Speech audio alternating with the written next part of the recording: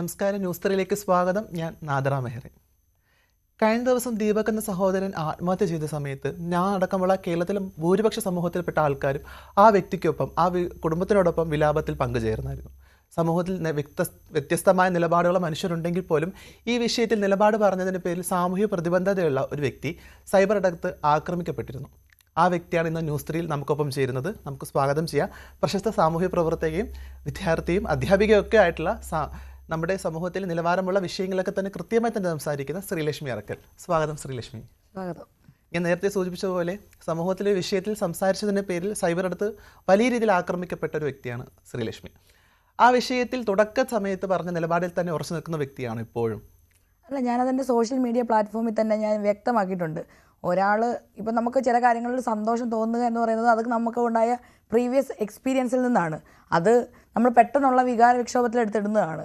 അപ്പം അത് ചിലപ്പം ചില ആൾക്കാർ നമ്മളോട് ചൂണ്ടിക്കാണിക്കും തെറ്റാണെന്നുള്ളത് ഉള്ളത്. അപ്പോൾ അത് മാത്രമല്ല, അവരുടെ പാരൻസിൻ്റെ ഒരു ഇമോഷണലായിട്ടുള്ള അപ്പോഴത്തെ ഒരു കണ്ടീഷനൊക്കെ നമ്മളോട് ചൂണ്ടിക്കാണിക്കുമ്പം നമുക്ക് തിരുത്താൻ തയ്യാറാണ് നമ്മൾ. അതുകൊണ്ട് ഞാനത് വ്യക്തമായിട്ട് വീഡിയോ ചെയ്ത് വരെ ഇട്ടിട്ടുണ്ട്.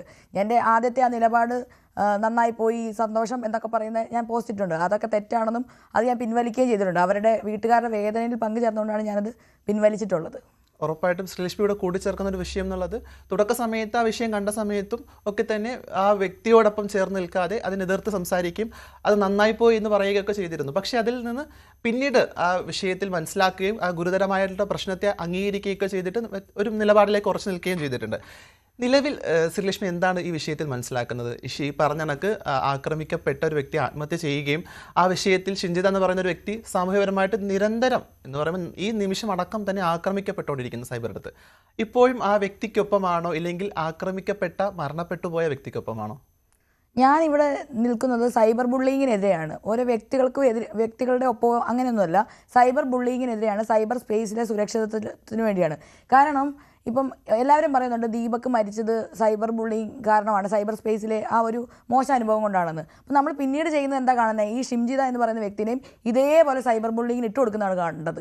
അപ്പം അത് പാടില്ല എന്ന് പറഞ്ഞുകൊണ്ട് ഞാൻ രംഗത്ത് വരികയാണ് ചെയ്തത്. അപ്പം നേരെ എനിക്ക് പിന്നെ എൻ്റെ പിതൃത്വത്തെയും എന്താ പറയുക എൻ്റെ ജന്മത്തെയും ഒക്കെ ചോദ്യം ചെയ്യുന്ന രീതിയിലുള്ള സൈബർ ബുള്ളിങ്ങും ഭയങ്കരമായിട്ടുള്ള രീതിയിലുള്ള അറ്റാക്കുമാണ് എനിക്ക് നേരിടേണ്ടി വന്നത്. എനിക്ക് ഭയങ്കരമായിട്ടുള്ള ശാരീരികവും വൈകാരികവും ഒത്തിരി പ്രശ്നങ്ങൾ എനിക്ക് ഉണ്ടായി ഇത് കാരണം. അപ്പം മാത്രമല്ല, കൂടെ നിന്ന ആൾക്കാർ വരെ ഒത്തിരി നമ്മൾ അകന്നു പോയി. അപ്പോൾ ഇതൊരു എന്താ പറയുക, ഈ സൈബർ സ്പേസിൽ സുരക്ഷിതത്വം ഉണ്ടാവണം. സൈബർ സ്പേസിൽ എല്ലാവർക്കും ഇപ്പം ഷിംജിതനെ എല്ലാവരും ഇങ്ങനെ കല്ലെറിയരുത്. കാരണം അത് കോടതിയുടെ അണ്ടറിലിരിക്കുന്ന ഒരു കേസാണ്. നമ്മൾ ഈ ഒരു സൂയിസൈഡിനെ ഞാൻ നോക്കിക്കാണുന്നതെന്ന് പറയുന്നത് ഷിംജിത എന്ന് പറയുന്ന ഒരു എലമെൻ്റ് ആണെങ്കിൽ കൂടെ തന്നെ അതിനകത്ത് ബാക്കി കുറേ ഫാക്ടേഴ്സ് ഉണ്ട്. സൊസൈറ്റി ഒരു ഫാക്ടറാണ്, നമ്മുടെ നിയമവ്യവസ്ഥയുടെ അപര്യാപ്തത ഒരു ഫാക്ടറാണ്, അതുപോലെ തന്നെ അവരുടെ ഫാമിലി, നമ്മുടെ ഇവിടുത്തെ ഓർത്തഡോക്സ് ആയിട്ടുള്ള ഫാമിലി സിസ്റ്റം, അതുപോലെ പുരുഷാധിപത്യ സമൂഹം, പുരുഷൻ്റെ മേലിൽ അടിച്ചേൽപ്പിക്കുന്ന ചില ഉത്തരവാദിത്തങ്ങൾ, നല്ലൊരു ഫാമിലി വേണം, സിസ്റ്റം വേണം, അങ്ങനെ ഒരുപാട് ഒരു പ്രഷറിൻ്റെ മേളിലാണ് ഒരു മനുഷ്യൻ ജീവിക്കുന്നത്. ഇതൊക്കെ ഓരോരോ ഫാക്ടേഴ്സാണ്. അപ്പോൾ ഒരാളെ മാത്രം കല്ലെറിയാൻ വേണ്ടി പറ്റില്ല. മാത്രമല്ല, ഇപ്പോൾ കൊലപാതകത്തിൽ ശിക്ഷിക്കപ്പെട്ടു പോയ പ്രതിക്ക് വരെ അവർക്ക് റൈറ്റ് ഉണ്ട്, ഹ്യൂമൻ റൈറ്റ് ഉണ്ട്. അപ്പോൾ അതിനെപ്പറ്റിയാണ് ഞാൻ സംസാരിക്കുന്നത്. ഒരാളുടെ ജീവിതം മൊത്തം നമുക്ക് ഒരു സംഭവത്തോടു കൂടി വലിച്ചു കീറിക്കളയാൻ വേണ്ടി പറ്റില്ല. എല്ലാവർക്കും അവരുടേതായ റൈറ്റ് ഉണ്ട് ഈ ഭൂമിയിൽ ജീവിക്കാൻ വേണ്ടി. ഉറപ്പായിട്ടും ഷിംജിതയെ കല്ലെറിയരുതെന്ന് പറയുന്ന സമയത്ത് ഷിംജിത വളരെ വ്യക്തമായിട്ട് ഈ ഇൻസ്റ്റഗ്രാമിൽ ഈ വീഡിയോ പങ്കുവയ്ക്കുമ്പോൾ തനിക്കെതിരെയും ആക്രമണം വരാം എന്നുള്ള ഒരു ഊഹത്തിൽ തന്നെ ആയിരിക്കില്ല ആ വീഡിയോ ഷെയർ ചെയ്തിട്ടുണ്ടാവുക. അപ്പോൾ അത്തരമൊരു ആക്രമണം ഷിംജിതയെ ബാധിച്ചു എന്ന് വിശ്വസിക്കുന്നുണ്ടോ?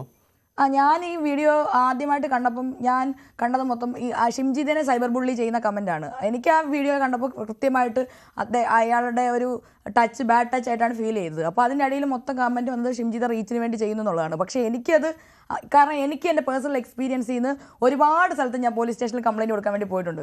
അപ്പോൾ എൻ്റെ പേഴ്സണൽ എക്സ്പീരിയൻസിൽ ഞാൻ കൊണ്ടുപോയി സൈബർ അതായത് ഫേസ്ബുക്കിൽ ലൈവ് ഇടുകയും ഫേസ്ബുക്കിൽ പോസ്റ്റ് ചെയ്യുകയും ചെയ്ത് കഴിഞ്ഞപ്പോഴാണ് അതിനകത്ത് പ്രതികളെ പിടിക്കുകയും ഇൻ്റർവെൻഷൻ ഉണ്ടായത്. അപ്പം നമ്മളുടെ നിയമവ്യവസ്ഥയുടെ അപര്യാപ്തത കാരണമാണ് കുറേ ഇങ്ങനെയുള്ള കാര്യങ്ങളൊക്കെ സൈബർ സ്പേസിലേക്ക് നമുക്ക് ഈ നിയമവും കോടതിയും ഒക്കെ കയ്യിലെടുക്കേണ്ടി വരുന്നത്. ഉറപ്പായിട്ടും. പക്ഷേ നമുക്കിവിടെ നിയമ സംവിധാനമുണ്ട്, നമുക്കതിൽ വിശ്വസിക്കേണ്ടി വരുന്നു എന്നാണ് പലപ്പോഴും. പക്ഷേ എങ്കിൽ പോലും ഈ സോഷ്യൽ മീഡിയയിൽ വീഡിയോ ഇടുന്ന സമയത്ത് ഇപ്പം ശ്രീലക്ഷ്മി കൂട്ടിച്ചേർത്തതുപോലെ ഷിംജിത ആക്രമിക്കപ്പെട്ട സമയത്തോ ദീപക് ആക്രമിക്കപ്പെട്ടിരുന്നെങ്കിൽ, സൈബർ അടുത്ത് വലിയ രീതിയിൽ ആക്രമിക്കപ്പെട്ടിരുന്നെങ്കിൽ, അത് കാരണത്താൽ ദീപക് മരിച്ചിരുന്നുവെങ്കിൽ ഒരുപക്ഷെ ശ്രീലക്ഷ്മി ആർക്കൊപ്പം നിൽക്കുമായിരുന്നു? ഞാനത് ദീപക്കിനെതിരെയുള്ള സൈബർ ബുള്ളിങ് ആണ് ഞാൻ കാണുന്നതെങ്കിൽ തീർച്ചയായിട്ടും ദീപക്കിൻ്റെ ഒപ്പം നിൽക്കുള്ളൂ. ഞാൻ കണ്ടത് മരിക്കുന്നതിന് മുമ്പേയും ഷിംജിതയ്ക്കെതിരെയുള്ള ആക്രമണമാണ്, മരിച്ചതിന് ശേഷം ഷിംജിക്കെതിരെയുള്ള ആക്രമണമാണ്. നമുക്ക് സൈബർ സ്പേസ്, ഞാൻ സൈബർ ഇടത്തിൽ നിൽക്കുന്ന ഒരാളാണ്, എത്രയോ കാലങ്ങളായിട്ട് നിൽക്കുന്ന ഒരാളാണ്. അതുകൊണ്ട് എനിക്ക് എത്രയോ കാലങ്ങളായിട്ട് 2019 തൊട്ട് സൈബർ ബുള്ളിങ് ഏൽക്കുന്ന ഒരാളാണ്. അതുകൊണ്ട് എനിക്ക് അതിൻ്റെ മാനസികവും ശാരീരികവും നമ്മുടെ തൊഴിലിനെ എങ്ങനെ ബാധിക്കും, നമ്മുടെ വീട്ടുകാരെ അതെങ്ങനെ ബാധിക്കും, ഇതൊക്കെ എനിക്കറിയാം. നമ്മുടെ ഫ്രണ്ട്ഷിപ്പിനെ അതെങ്ങനെ ബാധിക്കും. അപ്പോൾ ഒരാളുടെ സോഷ്യൽ ലൈഫ് ഇല്ലാതാക്കാൻ വേണ്ടി സൈബർ ബുള്ളിങ്ങിന് പറ്റും, അത് ചെയ്യരുത്. അപ്പോൾ സൈബർ ബുള്ളിങ് ആരനുഭവിച്ചാലും അത് അനുഭവിക്കാൻ വേണ്ടി പാടില്ല. അതാണ് ഞാൻ പറയുന്നത്. ഉറപ്പായിട്ടും സൈബർ ഇടത്ത് ആരും ആക്രമിക്കപ്പെടരുത്. കാരണം നാളെ ഒരു ആത്മഹത്യ ഉണ്ടാകരുത് എന്നാണ് നമ്മളെല്ലാവരും ആഗ്രഹിക്കുന്നത്. അതിപ്പോൾ ഷിംജിതായാൽ പോലും ഒരു ആൾക്കൂട്ട വിചാരണയിൽ അത് ഏൽക്കരുതെന്നുള്ള ഒരു ആഗ്രഹം കൂടി നമ്മളിതിൽ പങ്കുവയ്ക്കുന്നുണ്ടെന്നുള്ളതാണ്. പക്ഷേ കോടതിയിൽ നടക്കുന്ന ഒരു വിഷയത്തിൽ കോടതി പോലും ജാമ്യം അനുവദിക്കുന്നില്ല എന്നുള്ളത് നമ്മൾ കണ്ടു കഴിഞ്ഞു. നാളെ ഒരു സമയത്ത് വിധി വരികയാണ്, ഷിംജിതയ്ക്കെതിരെയാണ് ഈ പറഞ്ഞ കണക്ക് ആത്മഹത്യാ പ്രേരണ കുറ്റം ചുമത്തുകയും അതിൽ ശിക്ഷിക്കപ്പെടുകയും ചെയ്യുകയാണെങ്കിൽ ഈ പറഞ്ഞ പോലെ ശ്രീലക്ഷ്മി ഇപ്പോൾ പറഞ്ഞ പോലെ ഈ വീഡിയോ കണ്ട കണക്ക് ഷിംജിതയ്ക്കെതിരെ തന്നെയാണോ, ഷിംജിതയ്ക്ക് ഒപ്പം നിൽക്കാനായിരിക്കും തുടർന്നും ആഗ്രഹിക്കുക? ഞാൻ എന്തായാലും ഷിംജിതയുടെ ഒപ്പമാണ് നിൽക്കുന്നത്. കാരണം കോടതിയുടെ വിധിയെയും നടി ആക്രമിക്കപ്പെട്ട കേസിൽ കോടതിയുടെ വിധി കൃത്യമായിട്ടുണ്ട്. എന്നിട്ടും എന്തുകൊണ്ടാണ് കുറേ ആൾക്കാർ നടിയുടെ കൂടെ ആണ് നിൽക്കുന്നത്? നടി പറയുന്നുണ്ട് നമുക്ക് നീതി കിട്ടിയിട്ടില്ല എന്ന്. അപ്പോൾ അതിനകത്തെ പ്രധാനപ്പെട്ട നടനെ കുറ്റവിമുക്തനായിട്ടുണ്ട്. എന്നിട്ട് നമ്മളും ഇപ്പോഴും വിശ്വസിക്കുന്നത്, നമ്മൾ സ്റ്റാൻഡ് ചെയ്യുന്നത് അയാൾ കുറ്റം ചെയ്തിട്ടുണ്ടെന്നുള്ളൊരു സ്റ്റാൻഡിലാണ് നമ്മളിപ്പോഴും നിൽക്കുന്നത്. അതേപോലെ നമ്മുടെ എല്ലാ സിസ്റ്റവും, അതിപ്പോൾ കോടതി ആയിക്കോട്ടെ, നിയമവ്യവസ്ഥ ആയിക്കോട്ടെ, എല്ലാം ഇവിടുത്തെ പാട്രിയാർക്കിയുടെ എലമെൻ്റ് ഉണ്ട്. അതുകൊണ്ട് തന്നെ നമ്മൾക്കിപ്പം ഇപ്പോൾ റീസെൻ്റ് ആയിട്ട് ഇന്ത്യയിൽ വരുന്ന വിധികൾ ഇതിനകത്തൊക്കെ ബയാസ്ഡ് ആയിട്ടുള്ളൊരിതുണ്ട്.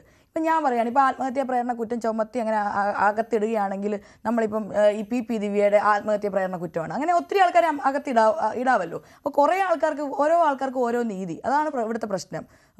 സമൂഹത്തിൽ എന്താ പറയുക, ആരും ചോദിക്കാനും പറയാനില്ല. അല്ലെങ്കിൽ ഒരു വലിയൊരു പൊളിറ്റിക്കൽ പാർട്ടിയുടെ ഭാഗമല്ലാത്ത ആൾക്കാർക്ക്, പുരുഷാധിപത്യ പൊളിറ്റിക്കൽ പാർട്ടിയുടെ ഭാഗമായിട്ടുള്ള ഒരു പെണ്ണിന് വേറെ നീതി, അങ്ങനെയൊക്കെ അതൊക്കെ ഇതിനകത്തൊക്കെ കുറേ പൊളിറ്റിക്കലായിട്ടുള്ള എലമെൻറ്റുകൾ കൂടിയൊക്കെ കടന്നു വരുന്നുണ്ട്. തീർച്ചയായിട്ടും. അപ്പോൾ സൈബറിടത്ത് മുൻപൊരിക്കൽ ഇപ്പോൾ ശ്രീലക്ഷ്മി അറക്കിലടക്കം പരാതി കൊടുത്തിട്ടുള്ള സമയത്ത് നമുക്ക് പ്രമുഖരായ മനുഷ്യർ കൊടുക്കുന്ന സമയത്ത് കുറച്ചും കൂടി പെട്ടെന്ന് നീതി കിട്ടുന്നതായിട്ട് തോന്നിയിട്ടുണ്ട്. ഇപ്പം നമുക്ക് എക്സാമ്പിളായിട്ട് പറയുവാണെങ്കിൽ നമ്മുടെ മുൻ ആരോഗ്യവകുപ്പ് മന്ത്രിക്ക് ഒരു സൈബറിടത്ത് ഒരു ആക്രമണം നേരിട്ട സമയത്ത് ദിവസങ്ങൾക്കുള്ളിൽ തന്നെ പ്രതിയെ പിടിക്കുകയും അത് കൃത്യമായി തന്നെ റിമൂവ് ചെയ്യാനും സൈബറിടത്ത് സാധിച്ചു എന്നുള്ളതാണ്. പക്ഷേ അവിടെ ഒരു സാധാരണക്കാരന് സാധിക്കുന്നില്ല എന്നുള്ള വലിയൊരു പരിമിതിയുണ്ട്.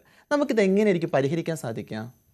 ഇത് കൃത്യമായിട്ട് പരിഹരിക്കാൻ, ഇതിപ്പോൾ ഇതിനു മുമ്പ് ഞാൻ സൈബർ ഇടത്തിലുള്ള പ്രശ്നങ്ങളിൽ ഇടപെട്ടിട്ടുണ്ട്. ഇപ്പം വിജയ് പി നായർ, അങ്ങനെ ഞങ്ങളുടെ കോടതി ആ കേസ് നടക്കുകയാണ്. ഭാഗ്യലക്ഷ്മി ചേച്ചി, ദിയ സന, ഞാൻ വിജയ് പി നായരുമായിട്ടുള്ള പ്രശ്നം നടന്നിട്ടുണ്ട്. ആ സമയത്ത് കൃത്യമായിട്ട് ഒരു സൈബർ ലോ ഇവിടെ ഉണ്ടാക്കിയിട്ടുണ്ടായിരുന്നു. ആ സമയത്ത് മന്ത്രിസഭയൊക്കെ വിളിച്ചിട്ട്, യോഗമൊക്കെ വിളിച്ചിട്ട്. പക്ഷേ അതിനകത്ത് അപ്പോഴും ക്രിറ്റിസിസം വന്നു. കാരണം ഗവൺമെൻറ്റിനെ വിമർശിക്കാൻ പറ്റില്ല, ഒരാളെ വിമർശിക്കാൻ പറ്റില്ല, ഇങ്ങനെ കുറേ പ്രശ്നങ്ങളുണ്ടായിട്ട് ആ നിയമം പിന്നീട് പിൻവലിക്കുകയാണ് ചെയ്തത്. അപ്പം ആ നിയമം പിൻവലിക്കാതെ കുറച്ചുകൂടെ നമ്മുടെ ഒരു സൈബർ എത്തിക്സ് ഉള്ള ഒരു നിയമം നമ്മുടെ ഇവിടെ ഉണ്ടായി വരണം. നല്ലൊരു നിയമം നമുക്ക് ഉണ്ടായി വരണം. ഈ ഉള്ള നിയമങ്ങൾ വെച്ച് പാലിക്കാനും പറ്റണം. ഇപ്പം ഒരു എക്സാമ്പിൾ പറയുവാണെങ്കിൽ, ഇപ്പം നമ്മൾ ചിലപ്പം ഒരു നമ്പറൊക്കെ എടുത്തായിരിക്കും കൂടെ സൈബർ സെല്ലിൽ പോകേണ്ട കംപ്ലയിൻറ്റ് കൊടുക്കുന്നത്. എന്നാൽ പോലും അവരത് വിളിച്ചൊന്ന് ചോദിക്കുമോ, ഒന്നും ചെയ്യില്ല. ഞാൻ സൈബർ സെല്ലിൽ ഒത്തിരി പ്രാവശ്യം പോയിട്ടുണ്ട്. അപ്പോൾ അവർ പറയുന്നത്, മാഡം നിങ്ങളെ കമൻറ്റ് ഇട്ടു, തെറി വിളിച്ചു, ഇതല്ല ഇവിടെ കൂടുതൽ ഇമ്പോർട്ടൻസ്. നമുക്ക് അതായത് ബാങ്കിൽ ഇത്ര രൂപ തട്ടിച്ചു, മണി ഫ്രോഡുകളുണ്ടല്ലോ, അതാണ് കൂടുതലായിട്ട് അവർ ഫോക്കസ് ചെയ്യുന്നതെന്നാണ് അവരെന്നോട് പറഞ്ഞത്. അപ്പം അത്തരത്തിലല്ല, നമ്മളുടെ മണി ഫ്രോഡ് പോലെ തന്നെ അത്രയും ഇമ്പോർട്ടൻ്റ് ആയിട്ടുള്ള ഒരു കാര്യമാണ് ഒരു മനുഷ്യൻ്റെ ആത്മാഭിമാനം എന്ന് പറയുന്നത്, ഡിഗ്നിറ്റിയോടുകൂടി ജീവിക്കാൻ പറ്റുക എന്നുള്ളത്. അപ്പം ഡിഗ്നിറ്റിക്ക് വേണ്ടി നമ്മൾ ഫൈറ്റ് ചെയ്യുമ്പം അതിൻ്റെ കൂടെ ഇവിടുത്തെ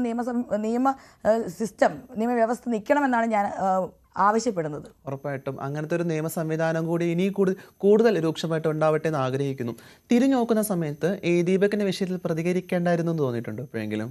ഇല്ല, എനിക്ക് അങ്ങനെ തോന്നിയിട്ടില്ല. ഞാൻ തിരിഞ്ഞു നോക്കുമ്പോൾ എനിക്ക് ഭയങ്കര പ്രൗഡാണ്. കാരണം എന്ന് പറഞ്ഞാൽ ഒരാളെങ്കിലും ആ ഷിംജിതയുടെ കൂടെ നിന്നല്ലോ. എല്ലാവരും കൂടെ കല്ലെറിയുന്ന കുടുംബത്തിന് ഒരു നാഥൻ നഷ്ടപ്പെട്ട ഒരു അവസ്ഥയും ഒരു അമ്മയ്ക്ക് മകനെ നഷ്ടപ്പെട്ട ഒരു അവസ്ഥയൊക്കെ ഉണ്ടായിട്ടുണ്ട്. അതെ അതെ അതെ, അതിന് ബാക്കിയുള്ള എല്ലാവരും കൂടെ നിൽക്കുന്നുണ്ടല്ലോ. അപ്പൊ എനിക്കെന്ന് പറഞ്ഞാൽ മാനുഷിക ഞാൻ മരിച്ചുപോയ ആളെക്കാളും വാക്കുകൾ അമ്മ കേൾക്കുന്നുണ്ടാവാം, അമ്മയ്ക്കൊരു ബുദ്ധിമുട്ടുണ്ടാവില്ല. അതിപ്പോൾ ഞാനൊരു ആക്ടിവിസ്റ്റ് ആയിട്ടാണല്ലോ കുറേ പേരൊക്കെ അംഗീകരിക്കുന്നത്. എനിക്ക് എൻ്റെതായ പൊളിറ്റിക്കൽ സ്റ്റാൻഡ് ഉണ്ട്. എനിക്ക് ചില ആളുകൾ കേൾക്കുന്നു പറഞ്ഞിട്ട് ഒരു ജീവിച്ചിരിക്കുന്ന ഒരാളെ സൈബർ ബുള്ളിങ് ചെയ്യുമ്പോൾ അത് നോക്കിക്കൊണ്ടിരിക്കാൻ വേണ്ടി പറ്റത്തില്ല.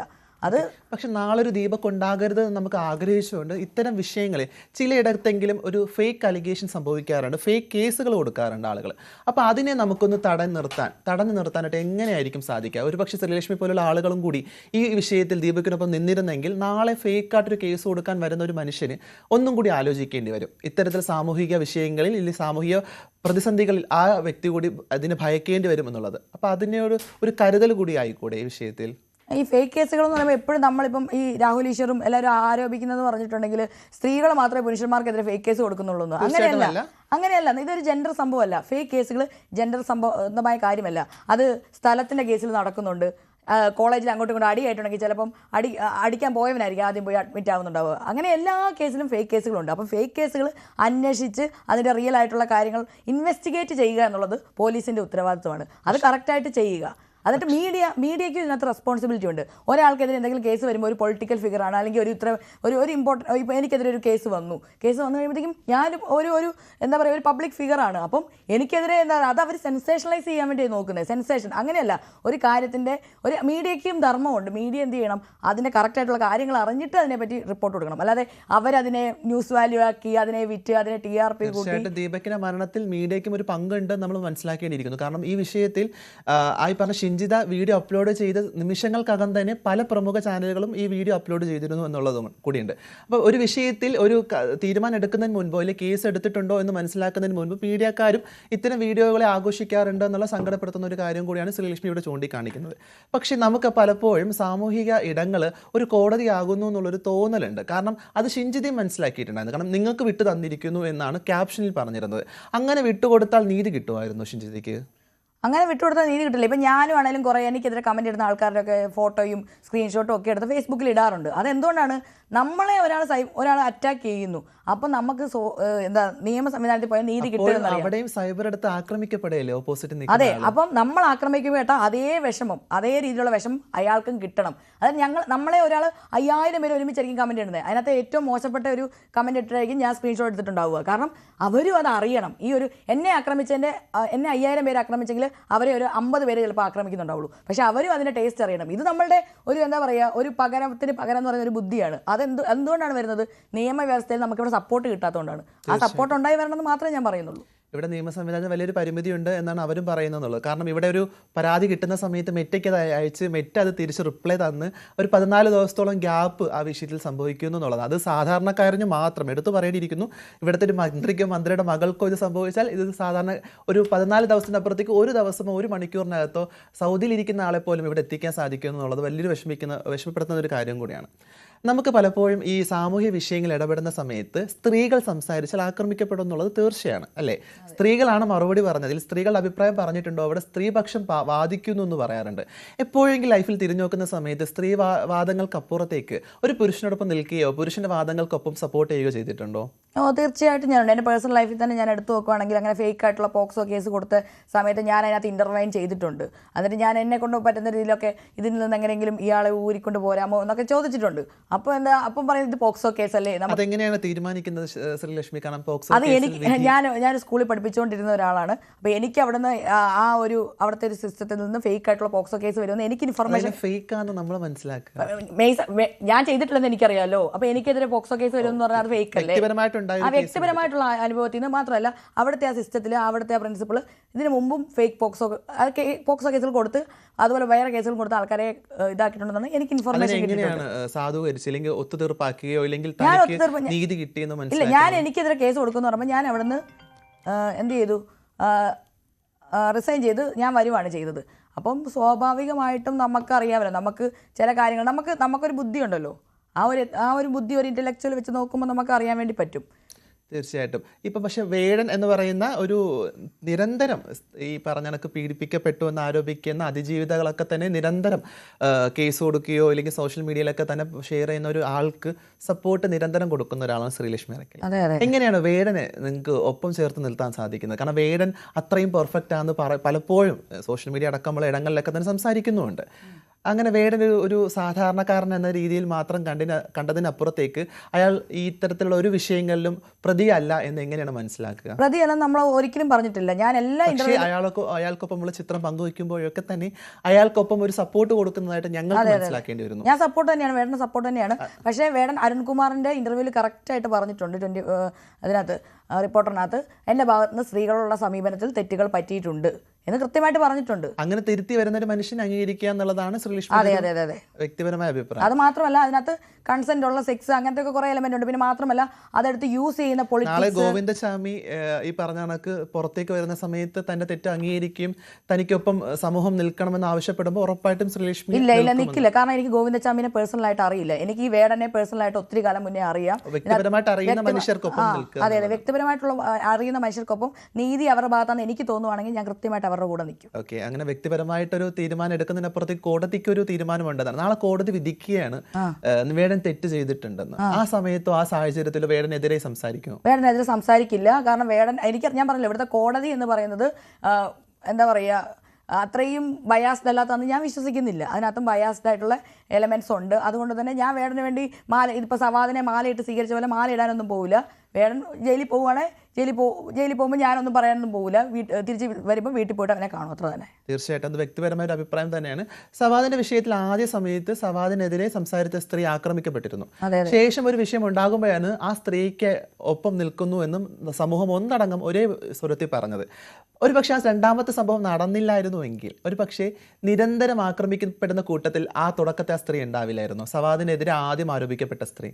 സവാദിനെതിരെ ആദ്യം ആരോപിക്കപ്പെട്ട സ്ത്രീയുടെ വസ്ത്രധാരണമൊക്കെ ഇവർക്ക് വലിയ പ്രശ്നമാണ് നമ്മുടെ സമൂഹത്തിൽ. അതാണ് ഏറ്റവും വലിയ പ്രശ്നം. അതായത് ഒരു മോഡലിംഗ് ചെയ്യുന്ന ആളെ കയറി അങ്ങ് പിടിക്കാം. മോഡലിംഗ് ചെയ്യുന്ന ആൾ എന്ത് സെക്ഷൽ അബ്യൂസും നേരിട്ടോണം എന്നുള്ളൊരു മെൻറ്റാലിറ്റി ഇവിടെയുള്ള ആൾക്കാരുണ്ട്. വസ്ത്രമാണ് പ്രശ്നം എന്നൊക്കെയുള്ളത്. ഇപ്പം ചിലപ്പം ഒരു സോക്കോൾഡ് ചുരിദാറൊക്കെ ഇട്ട് പോയിരുന്ന ഒരാളാണെങ്കിൽ ചിലപ്പോൾ കൂടുതലായിട്ടുള്ള സപ്പോർട്ട് കിട്ടിയേനെ. അപ്പം ആളുകൾ അവരുടെ എന്താ പറയുക മൊറാലിറ്റി വെച്ചുകൊണ്ടാണ് ജഡ്ജ് ചെയ്യുന്നത്. നമ്മുടെ സമൂഹം അത്തരത്തിലുള്ളതായതുകൊണ്ട് പാട്രിയാർക്കൽ എലമെൻറ്റുകളുള്ള സമൂഹമായതുകൊണ്ട് ആ ഒരു മൊറാലിറ്റിയിൽ ബേസ് ചെയ്തുകൊണ്ടാണ് ജഡ്ജ് ചെയ്യുന്നത്. പിന്നെ ഇപ്പം ബസ്സിലാണെങ്കിലും ഇപ്പോൾ എല്ലാവരും ചോദിക്കുന്നുണ്ട്, ബസ്സിൽ ഒരു അതിക്രമം ഏറ്റാൽ ഞങ്ങളൊക്കെ കൂടെ നിൽക്കില്ലേ, ഞങ്ങൾ പുരുഷന്മാർ കൂടെ നിൽക്കും, ഞങ്ങൾ സ്ത്രീകൾ കൂടെ നിൽക്കും എന്നൊക്കെ പറയാറുണ്ട്. പക്ഷേ ഇതിന് ശേഷം തന്നെ എനിക്കും പേഴ്സണലായിട്ട് ഒത്തിരി മെസ്സേജ് വന്നു. അതായത് കുറേ ആൾക്കാർ ഇങ്ങനെ അവർക്ക് എക്സ്പീരിയൻസ് ഉണ്ടായി, അപ്പം അവർ പ്രതികരിച്ചപ്പോഴും ആരും കൂടെ നിന്നില്ല, അവർ കണ്ടക്ടർ ഇറക്കി വഴിയിൽ വിട്ടു, ഇങ്ങനെയൊക്കെ. അത് അപ്പം നമ്മൾ ഇനിയെങ്കിലും ചെയ്യേണ്ടതെന്ന് പറഞ്ഞാൽ ഒരു പെൺകുട്ടി പ്രതികരിക്കുകയാണെങ്കിൽ അവർക്ക് എന്താ പറയുക കൂടെ നിൽക്കണം. എന്ന് വെച്ചാൽ അയാളെ തല്ലിക്കൊല്ലൊന്നും ചെയ്യരുത്, അത് വേറെ കാര്യം. എപ്പുറത്തൊരു മോബ് ലിഞ്ചിങ് നടക്കുന്നുണ്ട് നമ്മുടെ കേരളത്തിൽ. ഇപ്പം മോബ് ലിഞ്ചിങ് നടക്കുന്നു. ആരെയും തല്ലിക്കൊല്ലൊന്നും ചെയ്യരുത്. കറക്റ്റായിട്ട് അവരെ പിടിച്ചുകൊണ്ട് പോയി പോലീസ് സ്റ്റേഷനിലൊക്കെ കൊണ്ടുപോയിട്ട് അതിൻ്റെ കാര്യങ്ങൾ തീർപ്പാക്കുക. കൂടെ നിൽക്കുക. ഏത് ഭാഗത്താണ് രണ്ട് ഭാഗത്തും കൂടെ നിൽക്കാൻ ആൾക്കാരുണ്ടാകുന്നതാണ് നല്ലത്. ഒരു ഹെൽത്തി സൊസൈറ്റി. സമൂഹമൊക്കെ സ്വപ്നത്തിൽ മാത്രമെന്നാണ് പലപ്പോഴും മനസ്സിലാക്കുന്നത്. കാരണം ഒപ്പം അടുത്തിരുന്ന ഒരാൾ പോലും നമുക്ക് പലപ്പോഴും വിഷയങ്ങളിൽ കൃത്യമായിട്ട് ഇടപെടില്ല എന്നുള്ള, നമ്മൾ കുടുംബത്ത് പോലും ഒരു പക്ഷേ സാധ്യതയില്ല എന്നുള്ളൊരു സ്വപ്നവും കൂടി നമുക്കിതിൽ കാണേണ്ടി വരും. ഈ ബസ്സിൽ യാത്ര ചെയ്തത് ഷിഞ്ചിത മാത്രമല്ല, തൊട്ടപ്പുറത്തേക്ക് തന്നെ മറ്റൊരു സ്ത്രീ ഉണ്ടായിരുന്നു. ആ സ്ത്രീ കൈകടയ്ക്ക് കേസ് കൊടുക്കുകയും ചെയ്തു. ഷിഞ്ചിത തൻ്റെ വീഡിയോ ദുരുപയോഗം ചെയ്തു എന്ന് പറഞ്ഞിട്ട്. അതും ഒരു സ്ത്രീയാണ്. ആ സ്ത്രീക്കൊപ്പം ഈ വിഷയത്തിൽ കൂടെ നിൽക്കാൻ സാധിക്കുമോ? കാരണം ഷിഞ്ചിത എന്ന് പറയുന്ന വ്യക്തി ആക്രമിക്കപ്പെടുന്നത് പോലെ തന്നെ ഒപ്പം നിന്ന കുട്ടിയാണ് തുടക്ക സമയത്ത് ആ ദീപക് ലൈംഗികമായിട്ട് ചൂഷണം ചെയ്യുന്നുള്ള ഒരു ആരോപണം ദീപകിനെതിരെയും ആ കുട്ടിക്കെതിരെയും സംഭവിച്ചിട്ടുണ്ട്. ആ കുട്ടി സൈബർ അടുത്ത് ഒക്കെ തന്നെ എസ്റ്റാബ്ലിഷ്ഡ് ആവുന്നുണ്ട്. കാരണം ആ കുട്ടിയുടെ വ്യക്തമായിട്ട് ആ വീഡിയോയിൽ വരുന്നുണ്ട്. ഒരു വ്യക്തിയുടെ സമ്മതമില്ലാതെ ഒരു വീഡിയോയിൽ ആ വ്യക്തിയുടെ മുഖം വരിക എന്നുള്ളത് വലിയ ബുദ്ധിമുട്ടാണ്. കാരണം ശ്രീലക്ഷ്മി അനുഭവിച്ച വ്യക്തി കൂടിയാണ്. അപ്പം അങ്ങനെ ഒരു പെൺകുട്ടി കേസ് കൊടുത്തിട്ടുണ്ട്. ആ കേസിൽ ആ പെൺകുട്ടിക്കൊപ്പം നിൽക്കാൻ ശ്രീലക്ഷ്മിക്ക് സാധിക്കുന്നുണ്ടോ? ആ കേസ് കൊടുക്കുന്നത് പറഞ്ഞാൽ ഇതിപ്പോൾ ചിലപ്പം ഈ ഷിംജിത ഇത് വീഡിയോ ഇടുമ്പോഴും ഇത്ര വലിയ സെൻസേഷണൽ ആവുമെന്ന് വിചാരിച്ചിട്ടുണ്ടാവില്ല. എനിക്ക് ഉറപ്പാണ് ഇങ്ങനെ വിചാരിച്ചിട്ടുണ്ടാവില്ല. അതുപോലെ തന്നെ ഈ ഒരു പെൺകുട്ടി, ഇതിനകത്ത് വന്ന പെൺകുട്ടിയും ചിലപ്പോൾ അങ്ങനെ വിചാരിച്ചിട്ടുണ്ടല്ലോ ഇത്ര വലിയ സെൻസേഷണൽ ആവുമെന്ന്. ഇത് സെൻസേഷണൽ ആക്കി മാറ്റിയത് ഇവിടുത്തെ കുറേ ആൾക്കാർ ചേർന്നിട്ടാണ് ഭയങ്കരമായിട്ട് സെൻസേഷണൽ ആക്കി മാറ്റിയത്. അതിനകത്ത് മീഡിയയ്ക്ക് പങ്കുണ്ട്, ഇവിടുത്തെ പുരുഷ കമ്മീഷൻ വേണ്ടി വാദിക്കുന്ന ആൾക്കാർക്ക് പങ്കുണ്ട്. അപ്പോൾ ഒത്തിരി ആൾക്കാർക്ക് അതിനകത്ത് പങ്കുണ്ട്. അപ്പോൾ ആ ഒത്തിരി ആൾക്കാർ ഇടപെടുമ്പം ഒരു പെൺകുട്ടി എങ്ങനെയാണ് സ്വമേധയാ പോയി കംപ്ലയിൻറ്റ് കൊടുക്കുന്നത് എന്നുള്ള കാര്യത്തിൽ എനിക്ക് നല്ല ഡൗട്ടുണ്ട്. ഈ ഇടയ്ക്ക് ഇന്നലെ കൂടെ ഒരാൾ പറഞ്ഞു, ഇവിടെ ട്രിവാൻഡ്രം എയർപോർട്ടിൽ 2 ദിവസം മുന്നേ അവൻ്റെ ഒരു കൂട്ടുകാരി പോയപ്പം കുറേ ആമ്പിള്ളേർ കയറി കൈക്ക് പിടിച്ചു. അവൾ കുതറി ഓടി. എന്നിട്ട് അവൾ എങ്ങനെയോ കാറിൽ കയറിയിട്ട് രക്ഷപ്പെട്ടു. ഞാൻ ചോദിച്ചു പോലീസ് കംപ്ലയിൻറ്റ് ചെയ്തില്ലേ? ഇല്ല, അവൾ പോലീസ് കംപ്ലയിൻറ്റ് ചെയ്തില്ല. കാരണം എന്താ? അവൾക്കത് പേടിയാണ്. അപ്പോൾ അങ്ങനത്തെ പെണ്ണുങ്ങളുണ്ട്. സ്ത്രീകൾ പോലീസ് സ്റ്റേഷനിൽ എത്ര ഫ്രീക്വൻ്റ് ആയിട്ട് പോകുന്നുണ്ടോ അത്രയും സഹിച്ചു കഴിഞ്ഞാൽ മാത്രമേ പോവുള്ളൂ. പക്ഷേ ഇതിനിടയ്ക്ക് വേറെ പൊളിറ്റിക്കലായിട്ടുള്ള ഇൻ്റർവെൻഷൻ ഉണ്ടായിട്ടുണ്ടെങ്കിൽ കൃത്യമായിട്ട് അവർ പോകും. പൊളിറ്റിക്കൽ, മണി, പവർ, ഇതൊക്കെ. അപ്പം എനിക്ക് ആ പെൺകുട്ടി സ്വതന്ത്രമായി പോയി കേസ് കൊടുത്തതാണെന്ന് എൻ്റെ ബോധതലത്തിൽ എനിക്ക് തോന്നുന്നില്ല. അതിനിടയ്ക്ക് കൃത്യമായിട്ടുള്ള ഇൻ്റർവെൻഷൻ ഉണ്ടായതുകൊണ്ടായിരിക്കാം കേസ് കൊടുത്തിട്ടുണ്ടാവുക എന്നാണ് എൻ്റെ ബോധതലം എന്നോട് പറയുന്നത്. ഓക്കെ, ഇത് പറഞ്ഞപ്പോൾ കൂട്ടിച്ചേർക്കൊരു ഷിഞ്ചിതയ്ക്കും ഒരു മത പാർട്ടി കൂടി ഈ വിഷയത്തിൽ അനുകൂലിച്ചുകൊണ്ട് ഒരു സപ്പോർട്ട് നൽകുന്നതായിട്ട് നമ്മൾ തുടക്കത്തിൽ ഇപ്പം വളരെ അവസാനമായിട്ട് കാണുന്നുണ്ട്. അപ്പം അങ്ങനെ ഒരു പൊളിറ്റിക്കൽ ഇടപെടൽ ഈ വിഷയത്തിൽ സംഭവിച്ചു കഴിഞ്ഞാൽ അപ്പം ഒരു വലിയൊരു മാസ് സപ്പോർട്ട് കിട്ടും എന്നാണ് ഷിഞ്ചിതയെ മനസ്സിലാക്കുക. പക്ഷേ ഷിഞ്ചിതയ്ക്കൊപ്പം നിൽക്കുന്ന നിങ്ങളടക്കമുള്ള ആൾക്കാർ മനസ്സിലാക്കുക. അങ്ങനെ ഒരു പൊളിറ്റിക്കൽ അജണ്ട ഈ വിഷയത്തിലുള്ളതായിട്ട് തോന്നിയിട്ടുണ്ടോ? പൊളിറ്റിക്കൽ അജണ്ട ഈ വിഷയത്തിൽ ഇതിനെ പൊളിറ്റിക്കൽ അജണ്ടയായിട്ട് യൂസ് ചെയ്യാൻ വേണ്ടി ശ്രമിക്കുന്ന ആൾക്കാരുണ്ട്. പൊളിറ്റിക്കൽ അജണ്ട എന്ന് ഉപരി ഇതൊരു മാൻ വേഴ്സസ് വുമൺ ജെൻഡർ വാറായിട്ട് ക്രിയേറ്റ് ചെയ്യാൻ ഇവിടെ കുറേ ആൾക്കാർക്ക് താല്പര്യമുണ്ട്. അതിൻ്റെ ഭാഗമായിട്ട് ഇപ്പം ഞങ്ങളെയൊക്കെ അതുകൊണ്ട് ചാപ്പ് കുത്തിയേക്കുന്നത് ഞങ്ങളൊക്കെ പുരുഷ വിരോധികളാണ്. പക്ഷേ എന്നെ പേഴ്സണലായിട്ട് അറിയുന്ന ഞാനടക്കമുള്ള ഒരാളും പറയില്ല ഒരു പുരുഷ വിരോധിയാണ്. വളരെ സുഹൃത്തുക്കൾ, എനിക്ക് തോന്നുന്നു സ്ത്രീകളെക്കാൾ കൂടുതൽ പുരുഷ സുഹൃത്തുക്കളുള്ള ഒരാളാണ് ശ്രീലക്ഷ്മി. അത് മാത്രമല്ല, ഈ പുരുഷന്മാരുടെ വിഷയത്തിൽ വേടിന്റെ വിഷയം സംസാരിച്ചപ്പോൾ പോലും വേടിനൊപ്പം നിൽക്കുന്നത് തന്നെ അങ്ങേയറ്റം സൗഹൃദങ്ങൾക്ക് വില കൊടുക്കുന്ന വ്യക്തി കൂടിയാണ്. അപ്പോൾ ആ ഇടത്താണ് പലപ്പോഴും പുരുഷ വിരോധിയാന്ന് പറയുമ്പോൾ എനിക്ക് തന്നെ അടക്കമുള്ള മനുഷ്യർക്ക് ഒരു അതിശയം തോന്നുന്നത്. പക്ഷെ അതിൽ ശ്രീലക്ഷ്മി തീർച്ചയായിട്ടും ഈ വിഷയത്തിൽ വളരെ രീതിയിൽ തന്നെ വിഷമിച്ചു എന്നുള്ളത് മനസ്സിലാക്കുന്നുണ്ട്. കാരണം ഒപ്പം നിൽക്കുന്ന കുറെ അധികം ആൾക്കാരെ മനസ്സിലാക്കാനൊക്കെ ഈ വിഷയത്തിൽ സാധിച്ചു എന്നുള്ളതാണ് അല്ലേ?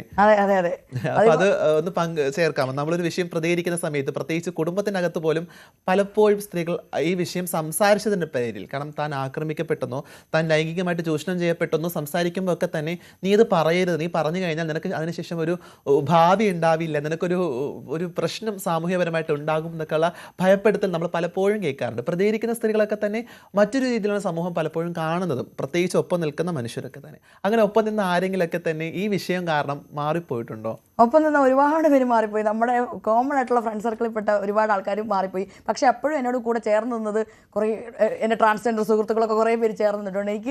എനിക്കത് മനസ്സിലാവുന്ന കാര്യം എന്ന് പറഞ്ഞാൽ നമ്മളൊരു സൈബർ ബുള്ളിങ് അനുഭവിക്കുമ്പം സമാനമായി സൈബർ ബുള്ളിങ് അനുഭവിച്ചവർക്ക് മാത്രമേ അതിൻ്റെ ഒരു വിഷമം മനസ്സിലാവത്തുള്ളൂ. ഏതൊരു മാനസികാവസ്ഥയിലൂടെയാണ്, ഏതൊരു ശാരീരികാവസ്ഥയിലൂടെയാണ് ബെഡിൽ നിന്ന് എണീക്കാൻ പോലും പറ്റാതെ ഫുൾ ടൈം കരഞ്ഞ് അങ്ങനെ ഒരു നമ്മൾ സ്വന്തമായിട്ട് കാണുന്ന അല്ലെങ്കിൽ മറ്റുള്ളവർ പെർസീവ് ചെയ്യുന്നത് ഭയങ്കര സ്ട്രോങ് ആയിട്ടുള്ള ഒരു വുമൺ ആയിട്ടാണ്. നമുക്ക് പോലും ഇത് ഹാൻഡിൽ ചെയ്യാൻ വേണ്ടി പറ്റില്ല. അപ്പോൾ പെട്ടെന്ന് ഒരാൾക്ക് ഈ സൈബർ സ്പേസിൽ ഒന്നും ഇല്ലാത്തൊരു പെട്ടെന്ന് ഒരാൾക്ക് ഇങ്ങനെ സൈബർ ബുള്ളിങ് ഒക്കെ വരുമ്പോൾ അതൊട്ടും താങ്ങാൻ വേണ്ടി പറ്റത്തില്ല. അപ്പം ഞാൻ മനസ്സിലാക്കിയെടുത്തോളം ശ്രീലക്ഷ്മി സൈബർ ബുള്ളിങ് ഒക്കെ തന്നെ ഫേസ് ചെയ്യാൻ തയ്യാറായിട്ടുള്ള വ്യക്തിയാണ്. കാരണം എങ്ങനെ ആരോഗ്യപരമായ സൈബർ ബുള്ളിങ്ങിനെ നമ്മൾ അംഗീകരിക്കുന്നു അല്ലേ? അത് സൈബർ ബുള്ളിങ് അല്ലല്ലോ, അത് വിമർശനങ്ങളെ ഒരു പക്ഷേ ശ്രീലക്ഷ്മിയെ വിമർശിക്കാൻ വേണ്ടിയിട്ട് അല്ലെങ്കിൽ സൈബർ ബുള്ളിങ് ചെയ്യാൻ വേണ്ടി ചില വാക്കുകൾ ഉപയോഗിക്കുന്നത് ഞാൻ അടക്കമുള്ള ഭൂരിപക്ഷ സമൂഹത്തിന് വലിയൊരു ബുദ്ധിമുട്ടുണ്ടാക്കുന്നുണ്ട്.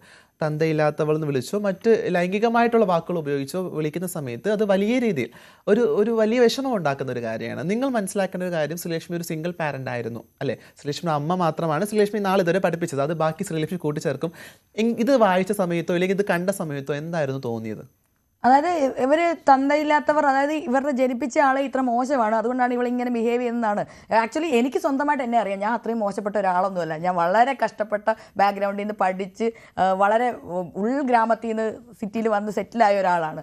അതുകൊണ്ട് തന്നെ എനിക്ക് എൻ്റെ വർത്ത് കൃത്യമായിട്ട് അറിയാം. അപ്പം ഞാനത് സ്ട്രഗിൾ ചെയ്തിട്ടാണ് എൻ്റെ ഇത് എത്തിയിരിക്കുന്നത്. അതുകൊണ്ട് തന്നെ ഇവരുടെ അച്ഛൻ ചെയ്ത എല്ലാ കാര്യവും നമ്മളിലേക്ക് അടിച്ചേൽപ്പിക്കേണ്ട കാര്യമില്ല. മാത്രമല്ല ഒരാൾക്ക് അച്ഛനില്ലാതാവുക എന്ന് പറഞ്ഞാൽ അതൊരു വലിയ ക്രൈം അല്ല. അതാദ്യം മനസ്സിലാക്കുക. അതായത് ഒരു അച്ഛൻ ചെയ്ത കുറ്റങ്ങളെ, ഒരു അച്ഛൻ എന്തെങ്കിലുമൊക്കെ കുറേ കുറ്റങ്ങൾ ചെയ്തിട്ടുണ്ടെങ്കിൽ അതൊരിക്കലും ആ കുട്ടിയിലേക്ക് ആരോപിക്കപ്പെടാൻ വേണ്ടി പറ്റില്ല. കാരണം ആ കുട്ടി അറിയുന്നില്ല. ദീപകിന്റെ വിഷയത്തിൽ രണ്ട് നിലപാടുള്ള രണ്ട് മനുഷ്യരാണ് നിങ്ങൾക്ക് മുന്നിൽ ഇരിക്കുന്നതെങ്കിൽ പോലും നിങ്ങൾ ചിലരെങ്കിലും ശ്രീലക്ഷ്മിയെ കളിയാക്കാൻ തന്തയില്ലാത്തവൾ എന്ന് വിളിക്കുമ്പോൾ നിങ്ങൾ മനസ്സിലാക്കുക, തന്തയില്ലാത്ത കുട്ടികൾ നമുക്ക് ചുറ്റുമുണ്ട്. ഇപ്പം ഒരമ്മ മാത്രം ഒരു മകനെയോ മകളെയോ വളർത്തുന്ന സമയത്ത് ആ കുട്ടിയും നാളെ ഇവിടെ ജീവിക്കണം. ആ കുട്ടി ഒറ്റ പാരൻ്റ് ഉള്ളതിൻ്റെ പേരിൽ ആക്രമിക്കപ്പെടരുത്. നാളെ ക്രൈം ഇല്ലെങ്കിൽ നീ ഒരു കുറ്റക്കാരനാകുന്നത് നീ ഒറ്റയ്ക്ക് അല്ലെങ്കിൽ ഒരു അമ്മയുടെ മകനായിട്ട് അമ്മയുടെ മകളായിട്ട് മാത്രം ജീവിച്ചുകൊണ്ടാണെന്ന് പറയുന്നത് വളരെ നിലവാരമില്ലാത്ത ഒരു പ്രതികരണമായിപ്പോയി. അതുകൊണ്ട് ഇത്തരം വാക്കുകൾ തീർച്ചയായിട്ടും ഒഴിവാക്കുക.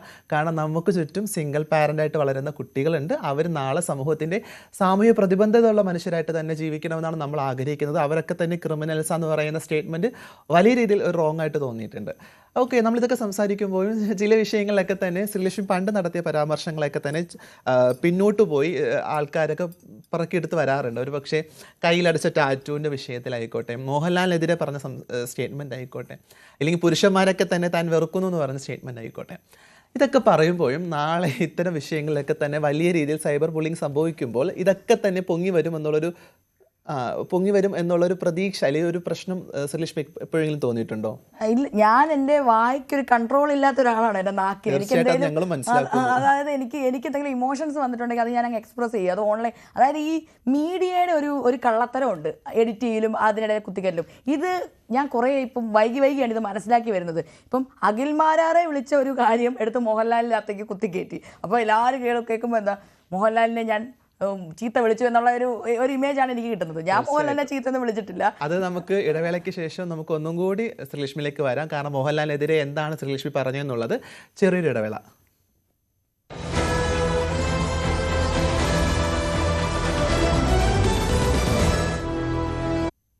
ന്യൂസ് 3ലേക്ക് വീണ്ടും സ്വാഗതം. നമ്മൾ നേരത്തെ പറഞ്ഞതുപോലെ കഴിഞ്ഞ ഇടയ്ക്ക് ശ്രീലക്ഷ്മി മോഹൻലാലിനെതിരെ പ്രമുഖ നടൻ, വളരെ ഞാൻ ആരാധിക്കുന്ന ഒരു മനുഷ്യനെ സംബന്ധിച്ച് ശ്രീലക്ഷ്മി വളരെ റോങ് ആയിട്ടുള്ളൊരു സ്റ്റേറ്റ്മെൻറ്റ് നടത്തിയിരുന്നു. അയാൾക്ക് അഭിനയിക്കാൻ അറിയോ, അയാൾക്ക് ഇത് നിർത്തി വേറെ വല്ല പണിക്ക് വെക്കൂടെ എന്നൊക്കെ പറയുന്ന വളരെ ബുദ്ധിമുട്ടുണ്ടാക്കുന്ന സ്റ്റേറ്റ്മെൻറ്റുകൾ നടത്തിയിരുന്നു. പ്രത്യേകിച്ച് മോഹൻലാൽ ഫാൻസിന് മാത്രമല്ല, അത് സമൂഹത്തിലെ എല്ലാ മേഖലയിൽപ്പെട്ട മനുഷ്യർക്കും വലിയൊരു ബുദ്ധിമുട്ടുണ്ടാക്കിയിരുന്നു. എന്തുകൊണ്ടാണ് അങ്ങനെ ഒരു പറയാനൊരു കാരണം ഉണ്ടായത്? ഞാൻ മോഹൻലാലിനെ അഭിനയിക്കാൻ അറിയുമെന്നൊന്നുമല്ല ചോദിച്ചത്. മോഹൻലാലിൻ്റെ അഭിനയം എനിക്ക് ഞാൻ കൃത്യമായിട്ട് പറഞ്ഞിട്ട് മോഹൻലാലിൻ്റെ പഴയ സിനിമകളിലെ അഭിനയം എനിക്ക് ഇഷ്ടമാണ്. ഇപ്പോഴത്തെ സിനിമകളിലെ ചില സിനിമകളിലെ അഭിനയം എനിക്ക് ഇഷ്ടമാണ്. മലൈക്കോട്ട വാലിബനൊക്കെ ഇട്ട് ഞാൻ തന്നെ തെരഞ്ഞെടുപ്പിനാണോ മോഹൻലാൽ എടുക്കുന്ന തെരഞ്ഞെടുപ്പുകളെ പറ്റിയാണോ സംസാരിച്ചത്? മോഹൻലാലിനെ ഞാൻ പറഞ്ഞതെന്ന് പറഞ്ഞാൽ ഇപ്പം കുറ്റാരോപിതനായിട്ടുള്ള കുറ്റം ചെയ്തിട്ടില്ലെന്ന് പറയുന്ന നടൻ അയാൾ ഞാൻ വിശ്വസിക്കുന്നത് കുറ്റം ചെയ്തിട്ടുണ്ടെന്ന് തന്നെയാണ്. അപ്പം ഞാൻ മാത്രമല്ല, ഒരുപാട് ഫെമിനിസ്റ്റുകളും നമ്മളെല്ലാം കളക്റ്റീവായിട്ട് നിൽക്കുകയാണ്. ഇനി അപ്പീൽ പോകാൻ വേണ്ടി ഗവൺമെൻറ് വരെ നിൽക്കുകയാണ്. അപ്പം അത്തരൊരു സാഹചര്യത്തിൽ അത്തരം ഒരു പ്രിഡേറ്ററിൻ്റെ സിനിമയിൽ പോയി ഒരു മെയിൻ സ്ട്രീമിൽ ഇത്രയും ആൾക്കാർ ഫോളോ ചെയ്യുന്ന ഒരു നടൻ അഭിനയിക്കുക എന്ന് പറയുമ്പം തീർച്ചയായിട്ടും ഒരു വിരോധാഭാസം എന്നുള്ളത്, ഒരു വ്യക്തി കുറ്റാരോപിതനാണ് എന്ന് ഇരിക്കവേ ആ വ്യക്തി ഒരു സിനിമയിൽ അഭിനയിക്കുമ്പോൾ അവിടെ സാധാരണക്കാരായിട്ടുള്ള മനുഷ്യർക്കടക്കമുള്ള ഒരു വരുമാന മാർഗം ഉണ്ടാകുന്നുണ്ട്. അവർക്കൊക്കെ ബുദ്ധിമുട്ടുണ്ടാകുന്ന രീതിയിൽ ഇത്തരം സ്റ്റേറ്റ്മെന്റ് നടത്തുമ്പോഴത്തേക്ക് അവിടെയുള്ള നിങ്ങൾ കാണാതെ പോകുന്ന ഒരു 100-150 മനുഷ്യരുടെ പണി കൂടി അവിടെ നഷ്ടപ്പെടുകയാണ്. അതിനെന്ത് നമ്മൾ അവരുടെ പണിയെടുക്കണമെന്ന് പറഞ്ഞാൽ നമ്മളോട് സിനിമ കാണരുത്, ബഹിഷ്കരിക്കരുതെന്നല്ല പറയുന്നത്. നമ്മളോട് ചോദിക്കുന്നത് കാണുമോ ഇല്ലയോ എന്നാണ്. അപ്പൊ നമ്മൾ കാണില്ല. നിങ്ങളെ സ്വാധീനിക്കുന്ന നിങ്ങൾ ഇൻഫ്ലുവൻസേഴ്സ് കൂടിയാണ് ഈ സമൂഹത്തിന്റെ. നമ്മൾ കാണില്ല. നമുക്കെന്ന് പറഞ്ഞാൽ ഇപ്പൊ നമ്മളോട് ഒരാൾ ഭയങ്കരമായിട്ട് മോശം പ്രവർത്തി ചെയ്തിട്ടുണ്ട്, നമുക്ക് അയാളുടെ മുഖം പിന്നെ കാണാൻ ഇഷ്ടപ്പെടും, ഇത് കാണാൻ വേണ്ടി പറ്റില്ല. അതുപോലെ തന്നെ നമ്മൾ കാണില്ല എന്ന് പറഞ്ഞു. അത് നമ്മുടെ ചോയ്സ് ആണ്. ആ ചോയ്സിനെ സമൂഹം റെസ്പെക്ട് ചെയ്യണം. ഇപ്പൊ മോഹൻലാൽ ഒരു ഭയങ്കരമായിട്ടുള്ള പവർ, അതായത് സിനിമയുടെ ഒരു വലിയൊരു നടനാണെന്ന് വിചാരിച്ച് അദ്ദേഹത്തെ ക്രിട്ടിസൈസ് ചെയ്യാതിരിക്കാൻ വേണ്ടി പറ്റത്തൊന്നുമില്ല.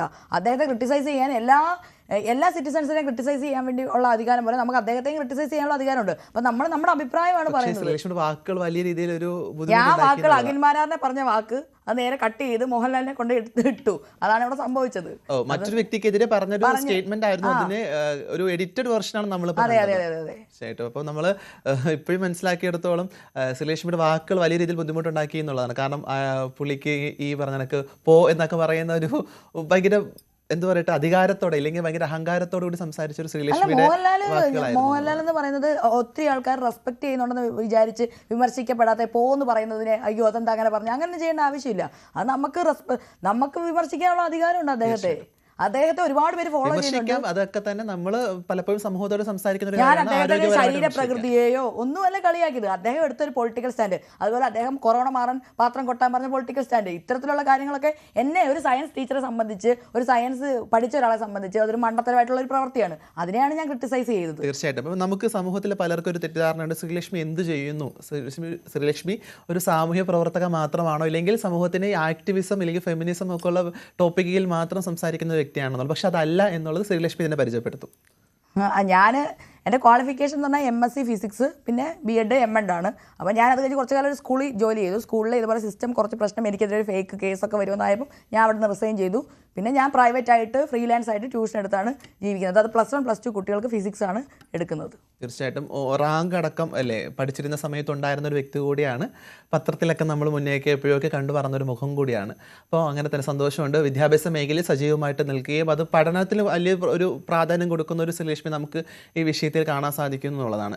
നമ്മൾ പലപ്പോഴും സാമൂഹ്യ വിഷയങ്ങളൊക്കെ സംസാരിക്കുമ്പോഴത്തേക്കും പല വിഷയങ്ങളെയും ജെൻഡർ വൽക്കരിക്കാനായിട്ട് ശ്രമിക്കാറുണ്ട്. പ്രത്യേകിച്ച് പുരുഷൻ്റെ ഒരു പ്രതിനിധി സംസാരിക്കുമ്പോൾ അത് പുരുഷൻ്റെ ഒരു നിലപാടായിട്ടും, സ്ത്രീ സംസാരിച്ചാൽ അത് ഫെമിനിസവുമായിട്ട് വളരെയായിട്ട് കൂട്ടിച്ചേർക്കാറുണ്ട്. ഫെമിനിസം എന്താണെന്ന് പോലും അറിയാത്ത സമൂഹത്തിലേക്കാണ് നമ്മളിത് പറഞ്ഞു കൊടുക്കുന്നത് എന്നുള്ളതാണ്. കാരണം വളരെ കൃത്യമായിട്ട് ഫെമിനിസം എന്താണെന്ന് ചോദിച്ചാൽ അത് പറയാനുള്ള മറുപടി അറിയാത്ത മനുഷ്യരുടെ അടുത്തേക്ക് ഞാൻ ഫെമിനിസ്റ്റാന്ന് പറയുമ്പോഴത്തേക്ക് അവരെന്തോ തെറി നമ്മൾ പറഞ്ഞതുപോലെയാണ് സമൂഹം കാണുന്നത്.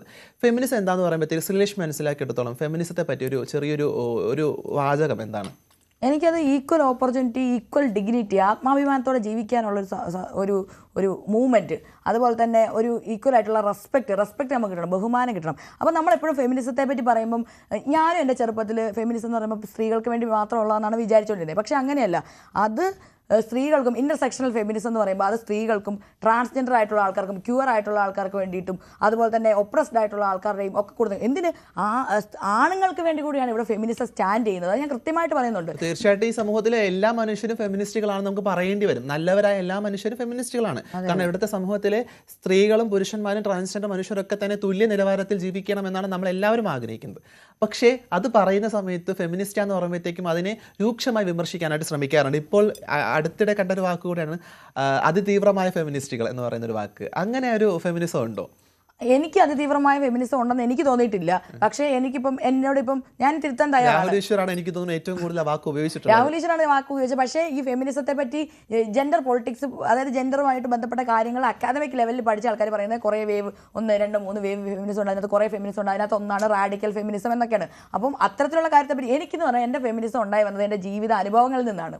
അല്ലാതെ അക്കാദമിക് ലെവലിൽ ഞാനൊരു സയൻസ് ബാക്ക്ഗ്രൗണ്ട് ഉള്ള ഒരാളാണ്. അപ്പോൾ എനിക്ക് അതിനകത്ത് ഫെമിനിസത്തിൻ്റെ എന്താ പറയുക കാറ്റഗറീസ് എനിക്ക് പറയാൻ വേണ്ടി അറിയില്ല. അത് നമുക്ക് പറയണമെങ്കിൽ അത്തരം ജെൻഡറിൽ PhD ചെയ്ത ആൾക്കാരെയോ ഒക്കെ വിളിച്ച് ചോദിക്കേണ്ടി വരും. ഉറപ്പായിട്ടും നമ്മൾ ഈ വിഷയം സംസാരിക്കുമ്പോഴാണ് ഒരു കമ്മീഷനെ പറ്റി നമുക്ക് സംസാരിക്കാതിരിക്കാതെ പറ്റത്തില്ല. കാരണം അത് നമ്മൾ നിലവാരമുള്ള ഒരു കമ്മീഷൻ ഇല്ലെങ്കിൽ അവർക്ക് വേണമെന്ന് ആവശ്യപ്പെടുന്ന ഒരു പുരുഷ കമ്മീഷനെ പറ്റി നമ്മൾ നിരന്തരം വാർത്തകളിലൂടെ കാണുന്നുണ്ട്.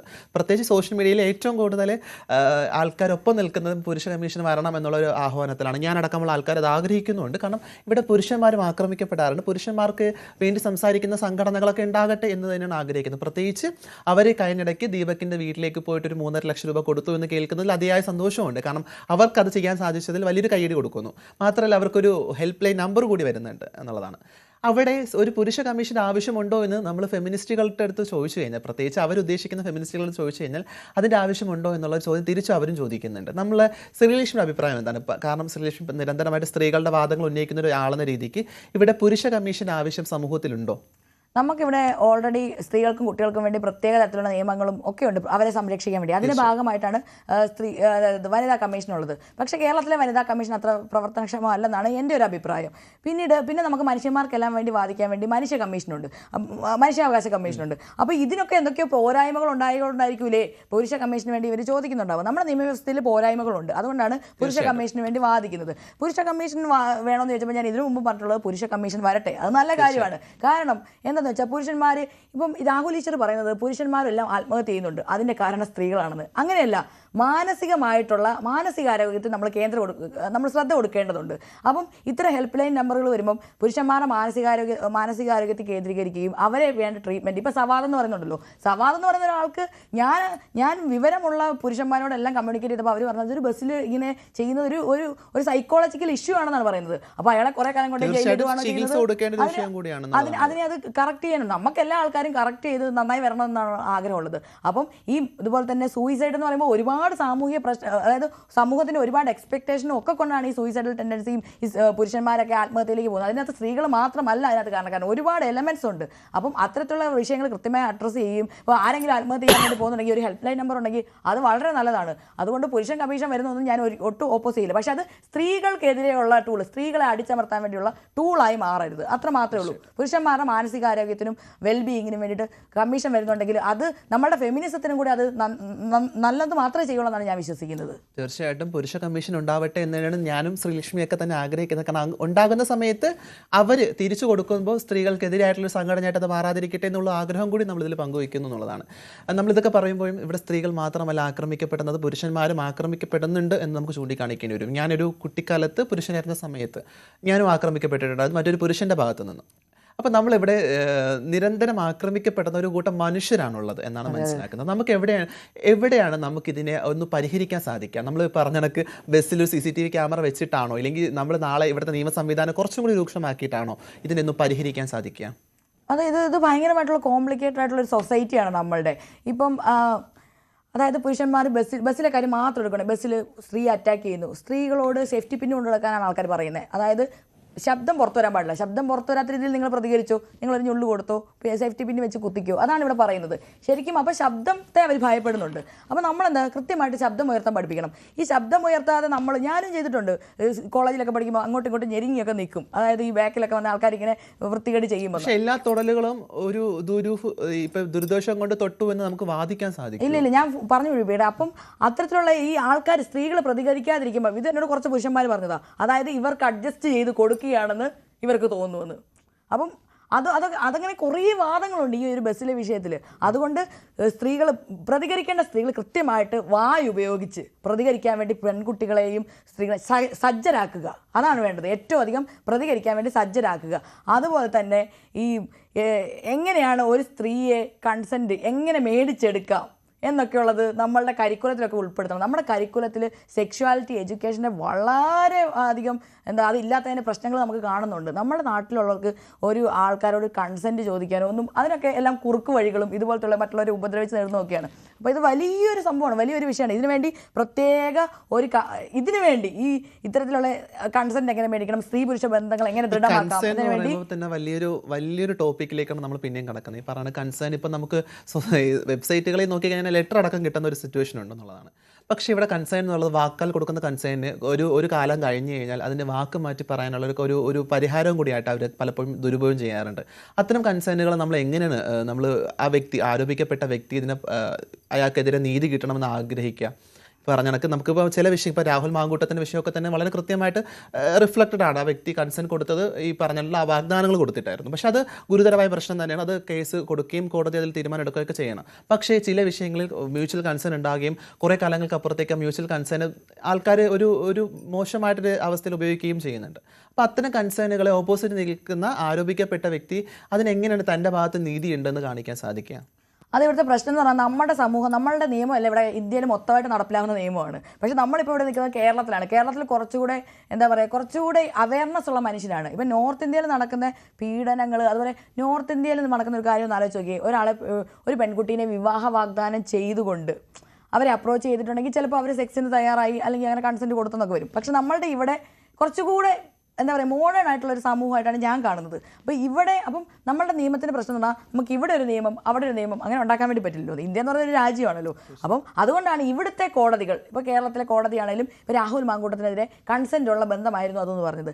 രാഹുൽ മാങ്കൂട്ടത്തിൻ്റെ കേസിൽ എനിക്കുള്ള പ്രശ്നം എന്ന് പറഞ്ഞാൽ അദ്ദേഹത്തിൻ്റെ കൺസെൻ്റ് ഉള്ള ബന്ധത്തിൽ എനിക്ക് ഒരു പ്രശ്നവും ഇല്ല, എനിക്കതൊരു തെറ്റായിട്ടൊന്നും തോന്നില്ല. പക്ഷേ അവിടെ അബോർഷൻ ചെയ്യിച്ച അൺഹെൽത്തി ആയിട്ടുള്ള രീതി, ഒരു പ്രഗ്നൻ്റ് ആക്കി കഴിഞ്ഞിട്ട് പകുതിക്ക് വഴിക്കുന്ന ഇട്ടിട്ട് പോവുക, ഇമോഷണലി അൺഅവൈലബിൾ ആയി പോവുക, അതൊരു പ്രഗ്നൻ്റ് ആയിട്ട് അബോർഷൻ ആവുന്ന ഒരു പെൺകുട്ടിയുടെ മാനസികാവസ്ഥ എനിക്ക് ചിന്തിക്കാൻ പോലും പറ്റത്തില്ല. അപ്പോൾ അത്തരം ഒരു വിഷയത്തിൽ കൺസെൻറ്റിൻ്റെ കൂട്ടത്തിൽ ഞാൻ രാഹുൽ മാങ്കൂട്ടത്തിൻ്റെ പക്ഷത്ത് നിൽക്കുന്നെങ്കിലും ഈ ഒരു ഇമോഷണലി അൺഅവൈലബിൾ, ഇമോഷണൽ ടോർച്ചറിൻ്റെ ഭാഗത്ത് ആ പെൺകുട്ടികളോട് നിൽക്കാതെ എനിക്ക് നിവർത്തിയില്ല. തീർച്ചയായിട്ടും ഈ ഫെമിനിസ്റ്റൊക്കെ ധീരമായിട്ടില്ലെങ്കിൽ ഘോരഘോരമായിട്ട് പ്രസംഗിക്കുന്ന ശ്രീലക്ഷ്മി പോലും ചില വിഷയങ്ങൾ വളരെ വസ്തുതാപരമായിട്ടാണ് സംസാരിക്കുന്നത്. കാരണം കൃത്യമായിട്ട് പറഞ്ഞ പോലെ കൺസെൻറ്റ് കൊടുത്തിട്ട് നടത്തിയുള്ള ഒരു റിലേഷനെയും പിന്നീട് ഒരു കേസ് കൊടുക്കാനായിട്ട് കൊടുക്കരുത് എന്നുള്ളത് തന്നെയാണ് മുന്നോട്ട് എപ്പോഴും വെക്കുന്ന ഒരു ആശയം എന്നുള്ളത്. പക്ഷേ ആരോഗ്യപരമായിട്ടല്ലാത്തൊരു അബോർഷനെ പറ്റിയാണ് നമ്മൾ കൃത്യമായിട്ട് അത് അഡ്രസ്സ് ചെയ്യേണ്ടത്. അതിന് ഇല്ലീഗൽ വശമുണ്ട്, അത് നിയമപരമായിട്ട് അതിനെ വിഷയത്തെ കൃത്യമായിട്ട് തന്നെ ഇടപെടണം എന്നുള്ളതാണ്.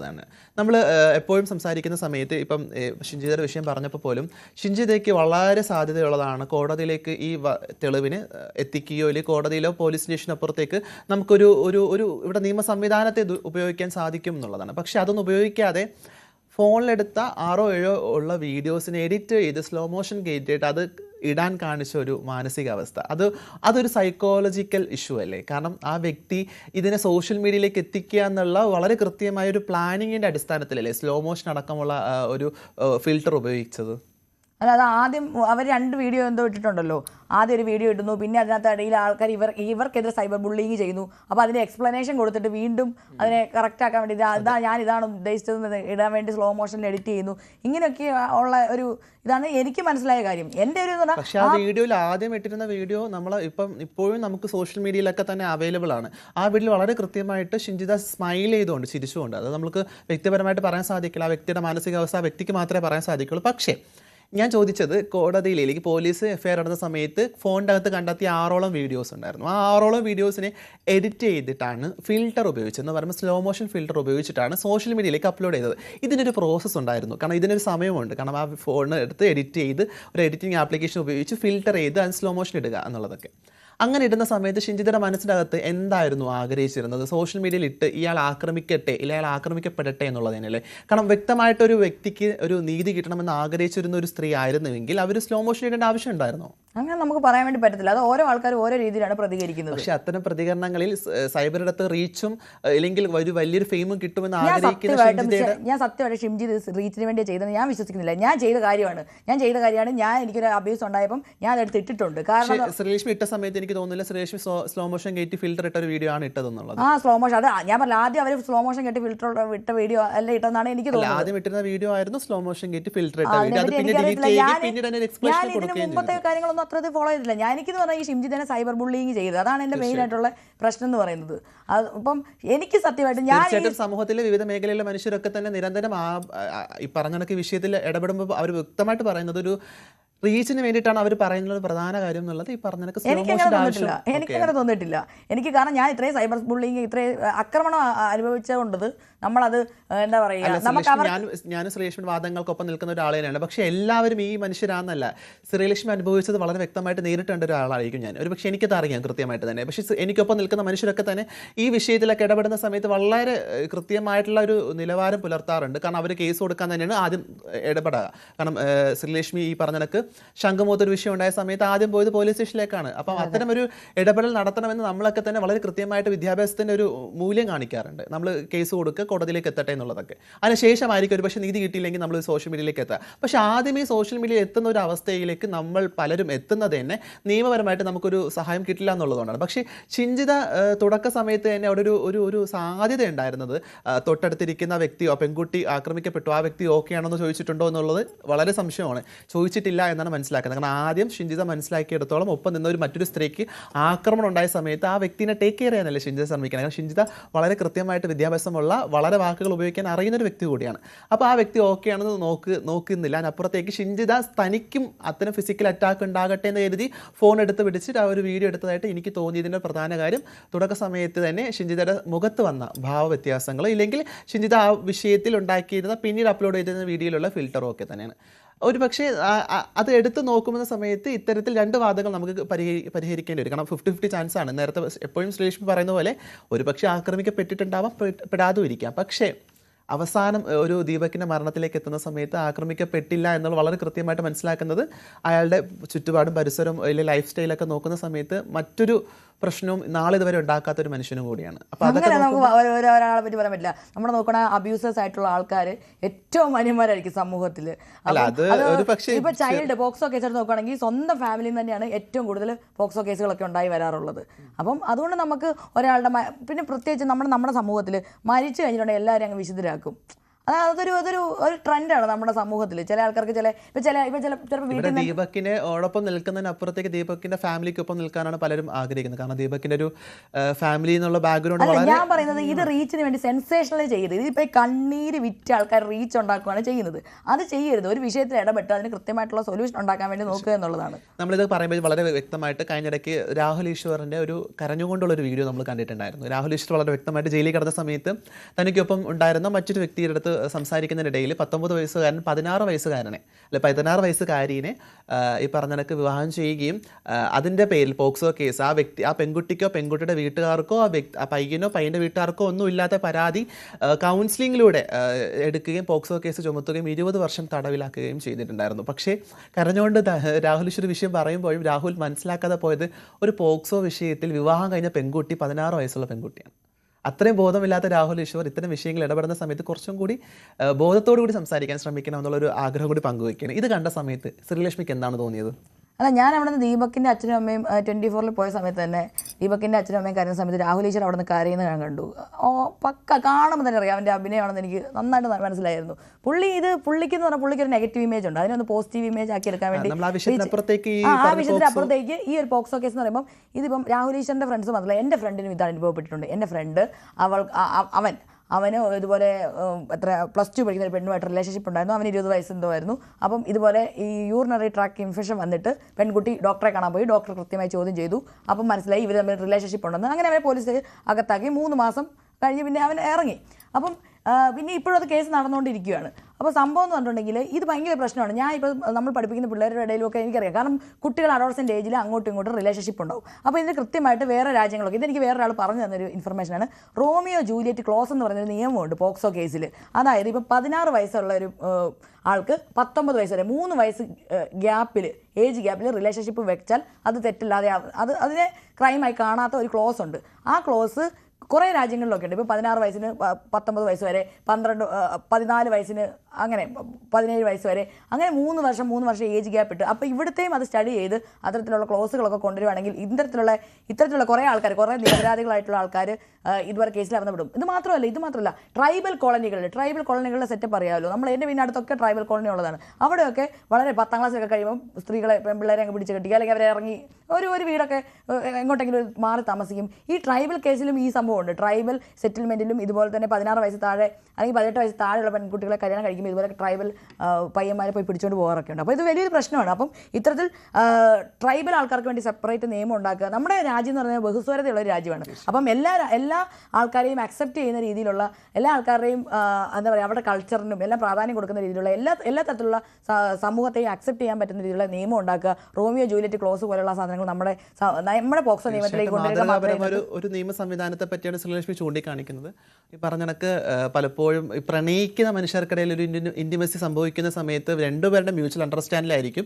പക്ഷെ അത് മറ്റൊരിടത്തേക്ക് എത്തുന്ന സമയത്ത് ആ കേസിൽ 20 വർഷത്തോളം ജയിലിൽ കിടക്കേണ്ടി വരുന്ന വളരെ ഇപ്പോൾ പറഞ്ഞ കണക്ക് പെട്ടുപോയ മനുഷ്യർ നമുക്ക് ചുറ്റുമുണ്ട് എന്നുള്ളതാണ്. എനിക്ക് വളരെ വ്യക്തിപരമായിട്ട് അറിയുന്നൊരു പയ്യൻ, ഈ പറഞ്ഞ ഓപ്പോസിറ്റ് എന്ന പെൺകുട്ടി പ്രായം മറച്ചു വെച്ചുകൊണ്ട് പ്രണയത്തിലാകുകയും ആ ഒരു റിലേഷനിലേക്ക് എത്തുന്ന സമയത്ത് അത് വലിയൊരു രീതിയിൽ പോക്സോ വിഷയം വന്ന് പിന്നീട് കുറച്ച് കാലത്തിന് ശേഷം മനസ്സിലാക്കുകയും ആ പെൺകുട്ടിയുടെ വീട്ടുകാർ കൊടുത്ത കേസിൻ്റെ പേരിൽ 20 വർഷം ജയിലിൽ കിടക്കേണ്ടി വരുന്ന ഒരു അവസ്ഥയൊക്കെ ഉണ്ടായിട്ടുണ്ട്. അപ്പോൾ അത്തരം മോശപ്പെട്ട അല്ലെങ്കിൽ അത്തരത്തിലുള്ള വിഷയത്തിൽ സ്ത്രീകളുടെ ഭാഗത്തു നിന്നും പലപ്പോഴും മോശമായിട്ടുള്ള അല്ലെങ്കിൽ സ്ത്രീകളുടെ ഭാഗത്തു നിന്നും ഈ പറഞ്ഞ വീഴ്ചകൾ സംഭവിച്ചിട്ടുണ്ട് എന്നുള്ളത് കൂടി കൂട്ടിച്ചേർക്കുകയാണ്. നമ്മൾ ഇതൊക്കെ പറയുമ്പോഴൊക്കെ തന്നെ നമ്മളൊക്കെ തന്നെ സാധാരണ മനുഷ്യരാണ്. നമ്മൾ ഒരു പുരുഷന് വേണ്ടിയിട്ടും സ്ത്രീക്ക് വേണ്ടിയിട്ടും ട്രാൻസ്ജെൻഡർ മനുഷ്യർ, ക്യൂർ മനുഷ്യർക്കൊക്കെ വേണ്ടിയിട്ടൊക്കെ വാദിക്കുന്ന ആളുകളാണ്. പക്ഷേ നമ്മൾ പലപ്പോഴും സോഷ്യൽ മീഡിയയിൽ ഇവിടുത്തെ സാമൂഹിക പ്രതിബദ്ധതയുള്ള ക്യൂർ മനുഷ്യർ അല്ലെങ്കിൽ ട്രാൻസ്ജെൻഡർ വ്യക്തികൾ എടുത്തു പറയേണ്ടി വരും. അവരൊക്കെ നിരന്തരം ആക്രമിക്കപ്പെടുന്നത് നമ്മൾ നിരന്തരം കാണുന്നുണ്ട്. പക്ഷേ അവർക്കൊന്നും വേണ്ടി ശബ്ദിക്കാൻ ഇത്തരം സൈബർ ഇടത്തുള്ള ഒരു ഇൻഫ്ലുവൻസസും മുന്നോട്ട് വന്നിട്ടില്ല എന്നുള്ളൊരു സങ്കടപ്പെടുത്തുന്ന ഒരു വാർത്ത കൂടിയുണ്ട്. കാരണം നിങ്ങളൊക്കെ ഒരു ആത്മഹത്യയ്ക്കോ ഒരു കൊലപാതകത്തിനോ കാത്തിരിക്കുന്നുണ്ടെങ്കിൽ നിങ്ങൾക്ക് തെറ്റി ഒരു പക്ഷേ ബോൾഡായിട്ട് ജീവിച്ച് വന്നതിൻ്റെ ലൈഫ് സ്റ്റൈലായിരിക്കാം ഒരു പക്ഷേ നമുക്ക് ഇത്തരത്തിൽ ഇന്നും സമൂഹത്തിൻ്റെ മുന്നിലേക്ക് നിൽക്കാൻ സാധിക്കുന്നത്. പക്ഷേ നാളെ ഇതൊന്നും സാധിക്കാതെ പോകുന്ന മനുഷ്യരും നമുക്ക് ചുറ്റും വരും. ഇതൊക്കെ തന്നെ ആക്രമിക്കപ്പെട്ടുകൊണ്ട് വന്ന ആളുകളൊക്കെ തന്നെ ആത്മഹത്യ ചെയ്യുന്ന സമയത്ത് ഒരു പക്ഷേ നിങ്ങളൊക്കെ തന്നെ കൂടെ നിൽക്കുമോ എന്നുള്ളൊരു പ്രതീക്ഷയൊന്നും ഞങ്ങൾക്കില്ല, അല്ലേ? ഒരു പക്ഷേ സ്ത്രീകൾക്ക് ഇതിൻ്റെ ഓപ്പോസിറ്റ് നിന്നൊരു സ്ത്രീ ആയിരുന്നെങ്കിൽ ഇത്രയും ഒരു സൈബർ സപ്പോർട്ട് കിട്ടുമെന്ന് തോന്നുന്നുണ്ടോ? ഇല്ല, എനിക്ക് ഞാൻ തോന്നുന്നില്ല. കാരണം ഇപ്പം തന്നെ അറിയാമല്ലോ, ഇപ്പം എന്തോ ഒരു സ്ത്രീധന മരണങ്ങളുണ്ട്. അല്ലെങ്കിൽ ഇതിന് തൊട്ട് മുൻപ് തന്നെ ഒരു അമ്മയും ഒരു മകളും ഒക്കെ തന്നെ ആത്മഹത്യ ചെയ്തായിരുന്നു. അത് പുരുഷന്റെ ഭാഗത്തു നിന്നുണ്ടായ വീഴ്ചയാണ്. അപ്പം അത് നമ്മൾ വളരെ തൊട്ടടുത്ത് ട്രിവാൻഡ്രത്ത് കമലേശ്വരത്ത് ഒരു പുരുഷൻ ഗെയ്യാന്നൊക്കെ പറഞ്ഞൊരു ആരോപണമൊക്കെ ഉണ്ടായിട്ടുണ്ട്. അത് പുരുഷനാണ് എന്നുള്ളത് നമ്മൾ മനസ്സിലാക്കണം. അപ്പോൾ ഒരു അമ്മയും മകളും ആത്മഹത്യ ചെയ്ത് സ്ത്രീധനത്തിന്റെ വിഷയത്തിലായിരുന്നു. അവിടെ എത്ര സാമൂഹ്യ പ്രതിബദ്ധതയുള്ള ഇൻഫ്ലുവൻസസ് ആണ് വീഡിയോ ചെയ്തിരുന്നത്. ഇത് സ്ത്രീകൾ മരിക്കുമ്പം പുരുഷന്മാർ പ്രതിസ്ഥാനം അത് ഒരു നോർമലൈസ് ആയി പോയി. ഇനി ട്രാൻസ്ജെൻഡേഴ്സ് മരിക്കുമ്പോൾ എന്താണെന്ന് വെച്ചിട്ടുണ്ടെങ്കിൽ നമ്മുടെ എത്ര കൂട്ടുകാർ മരിച്ചിട്ടുണ്ട്. എണ്ണി പറയാൻ വേണ്ടി പറ്റും. പുസ്തകം എഴുതിയ, സംസ്ഥാന ചലച്ചിത്ര അക്കാദമി അവാർഡ് നേടിയ കിഷോർ ചേട്ടൻ, അങ്ങനെ എത്ര പേര് മരിച്ചിട്ടുണ്ട്. എൻ്റെ എത്ര സുഹൃത്തുക്കൾ മരിച്ചിട്ടുണ്ട്. ട്രാൻസ്ജെൻഡേഴ്സ് മരിക്കുമ്പോൾ ഇവിടെയുള്ള ആൾക്കാർക്ക് അത് കളിയാക്കുന്ന ടൂളാണ്. അതെ, അതിന് താഴത്ത് വരുന്ന കമന്റുകൾ ഒന്ന് പരിശോധിച്ചാൽ മനസ്സിലാക്കാൻ സാധിക്കുന്നത് നന്നായി പോയി, ഇനി ആഘോഷിക്കണം എന്നൊക്കെ പറയുന്നത്. എനിക്ക് വളരെ അടുപ്പമുള്ള എൻ്റെ സുഹൃത്ത് മരിച്ച സമയത്തും ഞാൻ കണ്ടിട്ടുള്ള മെസ്സേജുകൾ അല്ലെങ്കിൽ കമന്റ് ബോക്സ് ഒക്കെ അത്തരത്തിലായിരുന്നു. അവിടെ നിങ്ങൾ മനസ്സിലാക്കുക, ഇവിടെ പുരുഷന്മാർ മാത്രമല്ല ഈ പറഞ്ഞ ഒരു സാമൂഹിക വിപത്ത് അനുഭവിക്കുന്നത്. ഇവിടെ സ്ത്രീകൾ അനുഭവിക്കുന്നുണ്ട്, ക്യൂർ മനുഷ്യർ അനുഭവിക്കുന്നുണ്ട്. പക്ഷെ അവർക്കൊന്നും വേണ്ടി ശബ്ദിക്കാൻ ഒരു കൂട്ടം ഭൂരിപക്ഷ സമൂഹം വരുന്നില്ല എന്നുള്ള സങ്കടപ്പെടുത്തുന്ന വാർത്ത കൂടിയുണ്ട് എന്നുള്ളത്. അതും പ്രത്യേകിച്ച് കേരളത്തിനകത്ത് നമ്മളിത് സംസാരിക്കേണ്ടി വരുന്നതിന് വലിയൊരു ഗുരുതരമായ പ്രശ്നവും കൂടിയുണ്ട്. ഇത് ജെൻഡർ വാറാക്കി മാറ്റാതിരിക്കുക എന്നുള്ളതാണ്. നമുക്ക് എല്ലാ മനുഷ്യർക്കും ഈക്വലായിട്ട് ഡിഗ്നിറ്റി ഉണ്ട്, സെൽഫ് റെസ്പെക്ട് ഉണ്ട്. ഇവിടെ ജീവിക്കാൻ വേണ്ടി എല്ലാ മനുഷ്യനും വെറുതെ ജീവിക്കാനല്ല, ആത്മാഭിമാനത്തോടെ ജീവിക്കാൻ വേണ്ടിയിട്ടാണ് ഡോക്ടർ ബാബാ സാഹിബ് അംബേദ്കർ നമുക്ക് വേണ്ടി ഭരണഘടന വിഭാവനം ചെയ്ത് വെച്ചിരിക്കുന്നത്. അതുകൊണ്ട് തന്നെ എല്ലാ മനുഷ്യരുടെ സൂയിസൈഡ് ഇവിടെ മാറ്ററാണ്. എല്ലാ മനുഷ്യർക്കും വേണ്ടി നമ്മൾ ശബ്ദം ഉയർത്തണം. അത് ആൺ പെണ്ണ് അല്ലെങ്കിൽ ഇപ്പം ആണുങ്ങളെന്ന് പറയുമ്പോൾ തന്നെ അത് സിസ്മെനിൻ്റെ കൂടെ മാത്രമേ പോവുള്ളൂ. ട്രാൻസ്മെന്റ് അതിനകത്ത് ഉൾപ്പെടുത്തുമോ എന്നുള്ള കാര്യം തന്നെ എനിക്ക് സംശയമുണ്ട് ഇത്തരത്തിലുള്ള ഒരു പുരുഷാധിപത്യ സമൂഹത്തിൽ. അവര് ഈ പറഞ്ഞ ട്രാൻസ്ജെൻഡർ മനുഷ്യരെ പെടുത്തിയിട്ട് ഇപ്പോൾ ട്രാൻസ്വുമൺ ആയിക്കോട്ടെ ട്രാൻസ്മെൻ ആയിക്കോട്ടെ അവർ 3ാമത് തരത്തിലേക്ക് മാറ്റി നിർത്താനാണ് അവരെപ്പോഴും ആഗ്രഹിക്കുന്നത്. പക്ഷെ അത് 3ാം തരത്തിലല്ല. ഇപ്പോൾ വ്യക്തിപരമായിട്ട് ഞാൻ സ്ത്രീകളുടെ കൂടെ നിൽക്കാൻ ആഗ്രഹിക്കുന്നുണ്ടെങ്കിൽ തീർച്ചയായിട്ടും അതിൻ്റെ വ്യക്തിപരമായ സ്വാതന്ത്ര്യമാണ്. അതിനെ ഒപ്പം ചേർത്ത് നിർത്താൻ നിങ്ങൾക്ക് സാധിക്കുമോ എന്നുള്ള വലിയ സംശയം കൂടി നമുക്ക് ഈ വിഷയത്തിലുണ്ടെന്നുള്ളതാണ്. നമ്മളിതൊക്കെ പറയുമ്പോഴും നമ്മളൊക്കെ തന്നെ ഇനിയിപ്പം ശ്രീലക്ഷ്മി ഈ പറഞ്ഞ സാമൂഹ്യ വിഷയങ്ങളിലൊക്കെ ഇനിയും ഇടപെടും എന്നാണ് ഞാൻ മനസ്സിലാക്കുന്നത്, അല്ലേ? പക്ഷേ കഴിഞ്ഞിടയ്ക്ക് ഒരു ഇൻ്റർവ്യൂവിൽ സംസാരിക്കുമ്പോൾ കണ്ടിരുന്നു ഞാൻ ഇനി കുറച്ചും കൂടി ഭയക്കേണ്ടിയിരിക്കുന്നു എന്നുള്ളത്. വളരെ വ്യക്തമാണ്, വളരെ രീതിയിൽ ഭയക്കേണ്ടിയിരിക്കുന്നു. കാരണം നമ്മുടെ സമൂഹം അത്തരത്തിലാണ്. പ്രത്യേകിച്ച് സമപ്രായക്കാരായ മനുഷ്യരുടെ അടുത്ത് നിന്ന് ശ്രീലക്ഷ്മി അനുഭവിച്ചത് വളരെ വ്യക്തമായിട്ട് കാണാൻ സാധിക്കുന്നത്. കാരണം വളരെ രീതിയിൽ തെറിവാക്ക് ഉപയോഗിച്ചും നാളെ പുറത്ത് നിന്നെ കണ്ടാൽ ആക്രമിക്കും എന്നുള്ള ഒരു ഘോരഘോരമായുള്ള വീരവാദങ്ങളടക്കം നടത്തിയിട്ടുണ്ട്. അപ്പം നമ്മൾ കുറച്ചും കൂടി ഒരു കരുതൽ നടത്തിയിട്ടേക്ക് ഇനി പുറത്തേക്ക് ഇറങ്ങേണ്ടി വരുന്ന ഒരു ബുദ്ധിമുട്ട് വലിയ രീതിയിലൊരു വിഷമം ഉണ്ടാക്കുന്ന ഒരു കാര്യം കൂടിയാണ്. അങ്ങനെ ഒരു സംവിധാനത്തിൽ ജീവിക്കാൻ സാധിക്കുന്ന ഒരാളാണോ ശ്രീലക്ഷ്മി? ഇപ്പം നമുക്കെന്ന് പറഞ്ഞാൽ നമുക്ക് സേഫ്റ്റി എന്ന് പറയുന്നത് സേഫ്റ്റിക്ക് മണി വേണം. അപ്പം മണി ഇല്ലാത്തൊരു പൈസ ഇല്ലാത്ത ഒരാൾക്ക് സേഫ്റ്റി എന്ത് ചെയ്യും? അതാണ് ഇപ്പം ഞാനിപ്പം AC കമ്പാർട്ട്മെൻറ്റിലും എപ്പോഴൊന്നും എനിക്ക് യാത്ര ചെയ്യാൻ വേണ്ടി പറ്റത്തില്ല. നമ്മൾ ബസ് ഉപയോഗിക്കുന്ന, ഓട്ടോ ഉപയോഗിക്കുന്ന, നടന്നു പോകുന്ന, സാധാരണ ചായക്കടയിൽ പോയി ചായ കുടിക്കുന്ന ആൾക്കാരാണ്. അപ്പം എനിക്ക് സേഫ്റ്റി കൺസേൺ ഉണ്ടെന്ന് ഞാൻ പറയാനുള്ള കാരണം എന്ന് പറഞ്ഞാൽ എനിക്കങ്ങനെ ഒരു ടെൻഷനൊന്നും ഇല്ലായിരുന്നു. പക്ഷേ ശബരിമലയിൽ സ്ത്രീ പ്രവേശനവുമായി ബന്ധപ്പെട്ട് ബിന്ദു അമ്മിണി നടു റോട്ടിൽ മുളക് സ്പ്രേ അടിച്ച് ബിന്ദു അമ്മിണിനെ ആക്രമിക്കപ്പെട്ടപ്പോൾ തൊട്ടാണ് നമുക്കൊരു, അതായത് ഇവിടെ സ്ത്രീകളെ ഫിസിക്കലായിട്ട് അതായത് അറ്റാക്ക് ചെയ്യുന്ന ആൾക്കാരുണ്ട്. അത് നമ്മളെ പേടിപ്പെടുത്തുന്ന ഒന്നാണ്. അതുകൊണ്ട് നമുക്ക് ഇപ്പോൾ കോൺഫിഡൻസ് ഉണ്ടെന്ന് പറഞ്ഞാൽ നമ്മളുടെ ചുറ്റും കുറേ ആൾക്കാരുണ്ട്, നമ്മളെ സ്നേഹിക്കുന്ന കുറച്ച് ആൾക്കാരുണ്ട്, നമ്മുടെ വീട്ടുകാരുണ്ട്, അമ്മയുണ്ട്, അവർക്കൊക്കെ ഭയങ്കര ടെൻഷനാണ്. അപ്പം അതുകൊണ്ട് തന്നെ നമ്മൾ ഓരോ വിഷയത്തിൽ ഇടപെടുമ്പം ഇപ്പം നിങ്ങൾക്ക് ഇല്ലാത്തൊരു അഭിപ്രായം പറഞ്ഞു എന്ന് വിചാരിച്ച് അവരെ അറ്റാക്ക് ചെയ്യരുത്.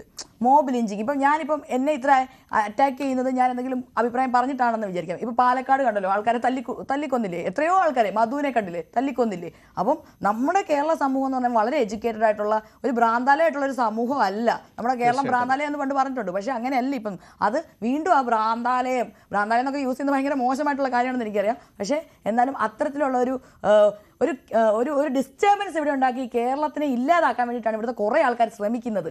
അതിന് ഇട്ട് കൊടുക്കരുത്. കേരള സ്റ്റോറി പോലെയുള്ള പ്രൊപ്പഗണ്ടയൊക്കെ അതൊക്കെ ബാക്കിയുള്ള നോർത്തിലുള്ള ആൾക്കാർ സെലിബ്രേറ്റ് ചെയ്യുമ്പം അതുപോലെ നമ്മുടെ കേരളത്തിലെ വിട്ടുകൊടുക്കരുത്. നമ്മുടെ കേരളം കറക്റ്റായിട്ട് അങ്ങോട്ടും ഇങ്ങോട്ടും പ്രതിപക്ഷ ബഹുമാനത്തോടു കൂടി സംസാരിച്ച് ഹെൽത്തി ആയിട്ട് മുന്നോട്ട് പോകുന്നൊരു സൊസൈറ്റിയാണ്. അത് അങ്ങനെ തന്നെ പോകണമെന്നാണ് എൻ്റെ ആഗ്രഹം.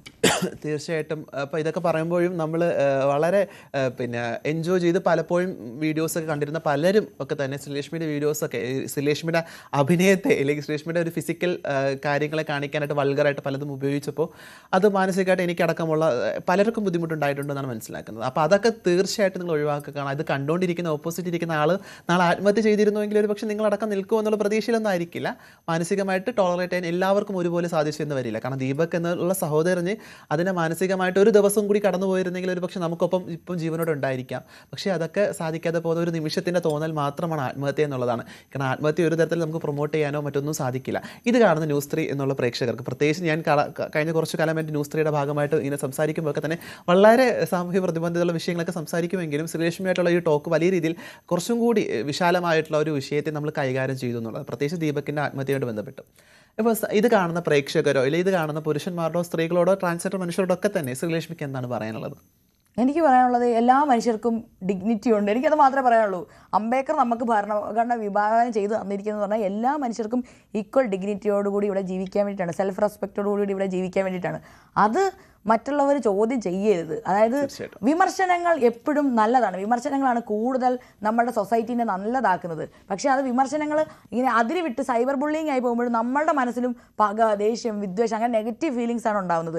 നമ്മളെ ഹെൽത്തി ആയിട്ട് വിമർശിച്ച് നമ്മൾക്കൊരു ഇൻസൈറ്റ് ഉണ്ടാക്കി തരിക, നമ്മളുടെ തെറ്റുകൾ തിരുത്താൻ വേണ്ടിയുള്ള അവസരം ഉണ്ടാക്കി തരിക. അല്ലാതെ നമ്മളെ വിമർശിക്കുന്ന ആൾക്കാരോടുള്ള പേഴ്സണലായിട്ടൊരു ദേഷ്യം ഉണ്ടാക്കുന്ന പോലെയുള്ള ഒരു വിമർശനമായി മാറരുത്. ബോഡി ഷെയ്മിങ് അതൊന്നും ഒട്ടും നല്ലതല്ല. അപ്പം എല്ലാ റെസ്പെക്റ്റോടുകൂടി വിമർശിക്കുക. വിമർശനം നല്ലതാണ്, പക്ഷേ അത് സൈബർ ബുള്ളിങ്ങിലേക്ക് പോകരുത്.